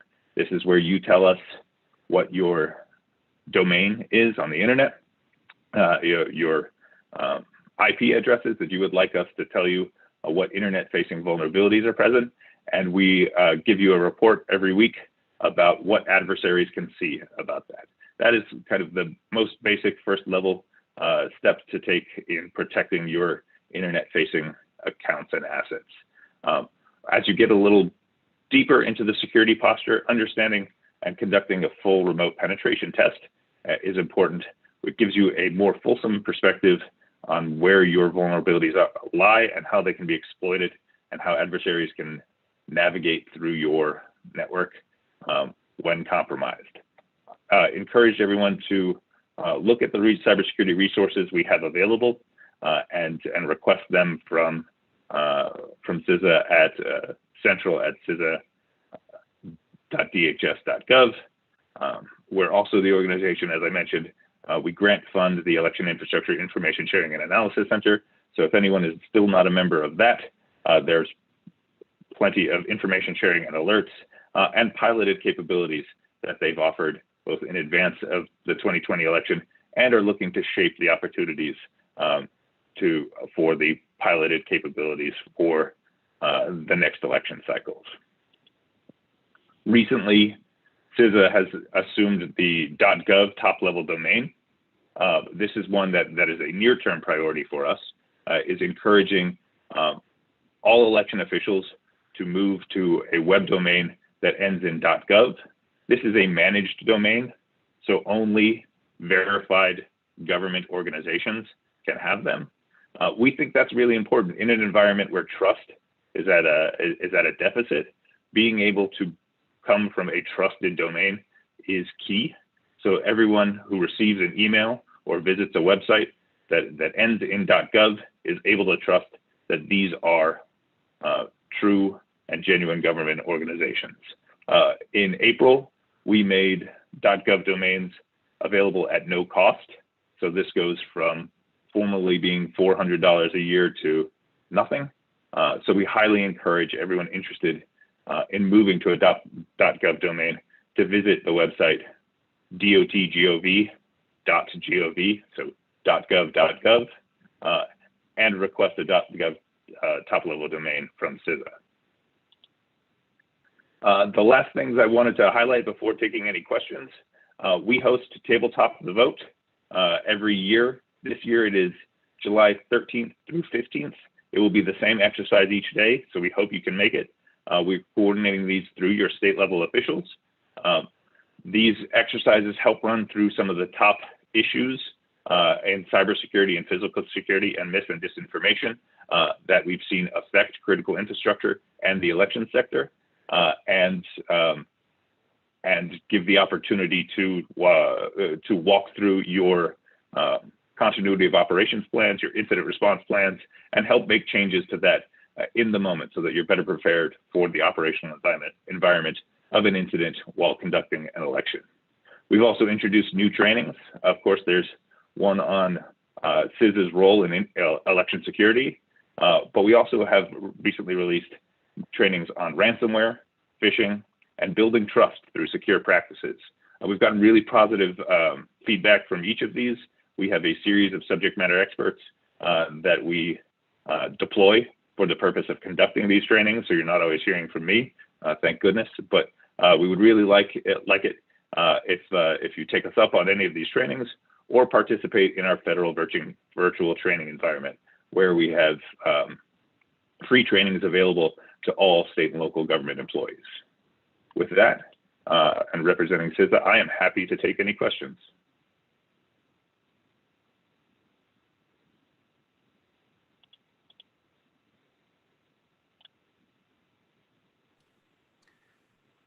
Again, we'll put it out to the masses. Any questions for Jeff? Hearing none. Again, thank you, Jeff, for the very informative, obviously very relevant conversation, especially in light of some of the ransomware and all of that. So we definitely appreciate what CISA does, and we will then move to our next agenda item. We are actually at the moment at the point where results for the executive board election are in. We will be making the announcement of that, but first I want to call upon Barbara from Secretary for the EAC Executive Board to identify that the certification committee has indeed seen the results, reviewed it, replied back to EAC, and certified. Barbara, if you can jump in and let us know to officially approve those via the certification committee.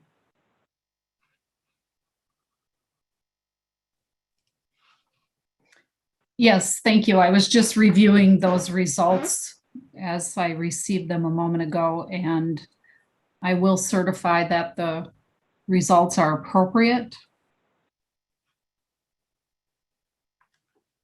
And with that, then, if you have those, there you go.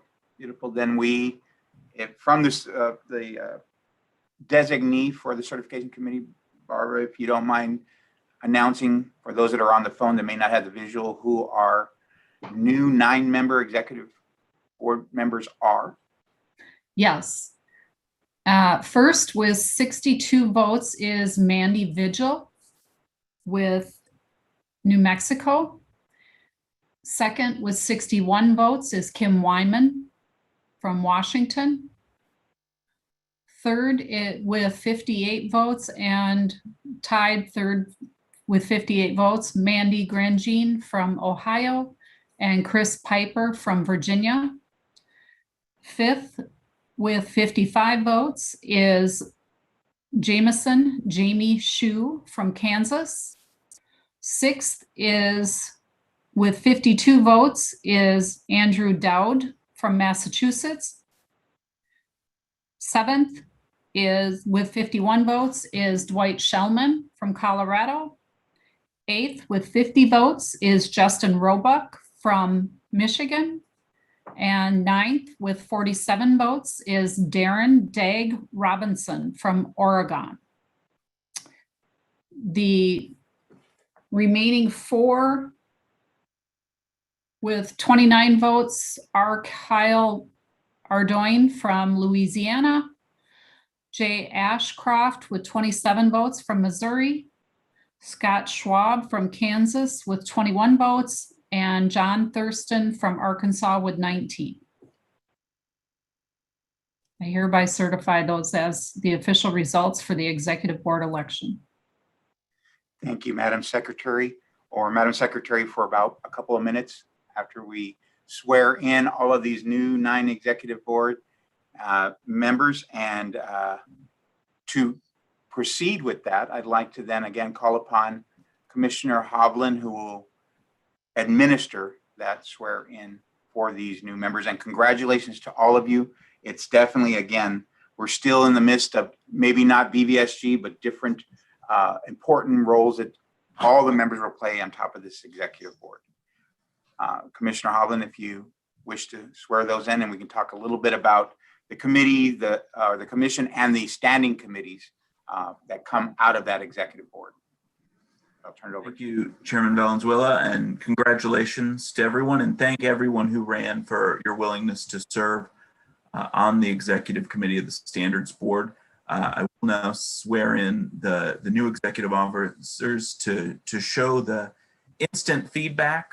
Earlier, when we swore in the entire board, I was asked in the future to use smaller segments of the oath, so I will be attempting to do that now. Again, instant feedback, I appreciate it. And so if the new members of the executive board will raise their right hands, we will go through the oath again.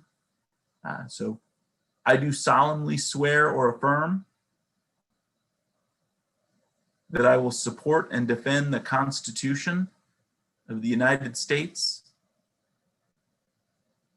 against all enemies, foreign and domestic, that I will bear true faith and allegiance to the same, that I take this obligation freely,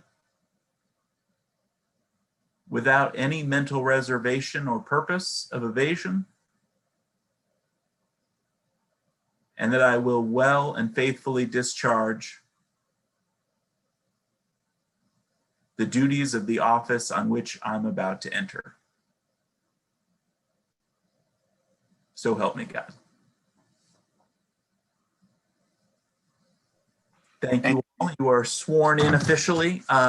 And as Chairman Valenzuela mentioned, the executive board has traditionally met once a month, and we will need to select officers for that. For the sake of the length of this meeting, the bylaws allow us to do that at the first meeting of the executive board. And so following this meeting, we will contact you all to try to schedule a first meeting in the next few weeks. Thank you, Commissioner Hovland. And just to touch a little bit point on for folks that normally we would have at the beginning of this meeting, introduce the standing committees that exist. The executive board, there are two required, as Kevin can attest to, that by the bylaws committee and the nominating committee are required.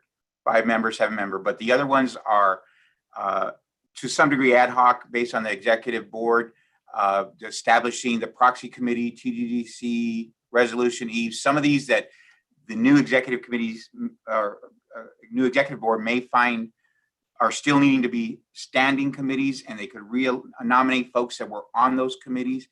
For the new folks that haven't, they could have the opportunity to join those. But cut to the chase is that at that executive board meeting, on top of electing the chair, the vice chair, the secretary, there will be the opportunity to look at these committees, look at the roster, see those that you wish to reconvene or reestablish, and or new. I'll throw it out there, the e-poll book committee, maybe that doesn't exist yet. So there's a lot of those that can be established by this new 9-member executive board. I will tell you there's a little tear in my eye, and as I know from the other 8 executive members, to not because we're just glad somebody else stepped up. Just kidding. But and truthfully, there were 3 of us were term limited. So I just want you to know that Rob Rock, myself, and Brad King were not eligible. So it wasn't that. This is still good work to be done, and we're glad that you 9 new members will be taking that up as well. So with that, I think we're at the end of our agenda. Again, congratulations to 9 new members. Here's where we open it up for you to campaign for funds for your new election. Oh, sorry, different type of election. We'll stay away from that. But I think we're ready for closing remarks and adjournment. Because we have a little bit of time, if you'll again give me a point of privilege, I like to acknowledge the members that were the executive board committee, and give them a moment if they so choose. I'll read your name out, and you can have 1 minute or 5 if you so choose, just to say thank you. But I'll start with Secretary Merrill, if you have anything.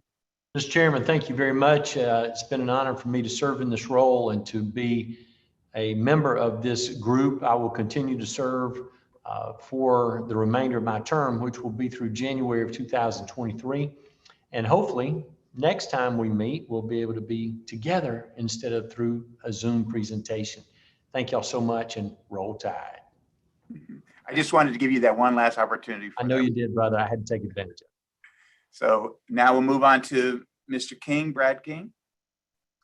Mr. Chairman, and all of my fellow members of the Standards Board, particularly the members I've served with over the years on the executive board, we are the best kept secret in the world of elections. People bring their heart, soul, and energy to this board as much as they do to the entire election process. I've met and learned from many remarkable people, and I'm thankful for that blessing. Good luck. Thank you, Brad. Barbara Geckner. I'd like to thank everyone as well. This has been an incredible opportunity for me to serve on the Standards Board and on the Executive Board. He's right, it's the best kept secret in the country. And I applaud everybody for being part of this organization and helping us to continue to run incredible elections in the United States. Thanks again for the opportunity. I will be retiring soon, but you probably will see me again somewhere along the way with elections. Take care. Thank you, Barbara. And before I move on from Barbara, thank you for serving as secretary for this meeting. And when in our prep meetings, she mentioned we actually got her out of office when we sent an email, and she's on vacation now, serving as secretary while on vacation. So what commitment is that? Thank you, Barbara. And a little bit of envy as to your retirement, but congratulations. Thank you. We'll move on to brief message or note from Mr. Rock, Rob Rock. Thank you, Chairman and members of the board. It's been a pleasure to serve on the executive committee, and it's going to be a pleasure to serve on the Standards Board for the next couple of years. And good luck to the new executive committee. Thank you, Rob. And I will point out too that the EAC staff thought I should tell the executive board that I was going to call upon them. And I said, no, I like to catch them cold and see what they have to say. Most importantly, for Joe P. Gloria, Mr. Gloria. Thank you, Mr. Chairman, and thank you for the opportunity to be a member of the executive board. The important work that is done is tremendous resource to the entire nation, and it's been an honor to serve. Thank you for the opportunity. Thank you, Joe. Mr. Goins, Mark Goins. Yeah, same here. I mean, what an honor to serve, and I'm also term limited, and it's been a great 6 years serving on in the various roles. And I heard something about Alabama. I just want to point out that in the World Series, the Go Vols, as University of Tennessee is going to go to Omaha, and hopefully we bring back the championship. Thank you, Mark. And last but not least, Deborah Erickson. Deborah.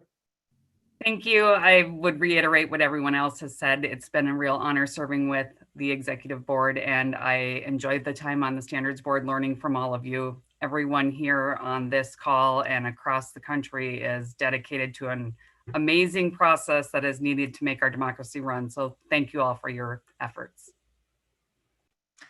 Well, that then I have stated what I, in the beginning, that how appreciative I am that all of you are here as our 110 member board, and that there's still some heavy lifting to do, different direction than VVsg. So I appreciate all of you being part of this board and the new members as well. So if there isn't anything that anybody wants to note, I'll give you a moment. Time's passed. So then we will go ahead and make again, a motion I will entertain a motion to adjourn this meeting. Mr. Chairman, this is Brad King of Indiana. I move that this meeting of the Standards Board do now adjourn. And I second that, Barb Geckner from Wisconsin. Very well. Any objection or discussion? Bob Giles? No, I'm just kidding, Bob. I'm just giving you another opportunity to. I'm just kidding. Well, then it is moved and second that the body adjourns this meeting. I will take that a voice vote to adjourn. All in favor, say aye. Aye. Aye. Aye. Thank you. Aye. Thank you.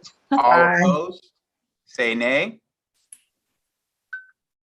Very well, then the ayes have it, and the meeting is officially adjourned. Thank you all, and again, thank you for being the local election heroes that you are. And one more for Mark Owens, roll tide. Thank you, Ray. Thank you. Thank you all for participating today. Thank you. Great to be here.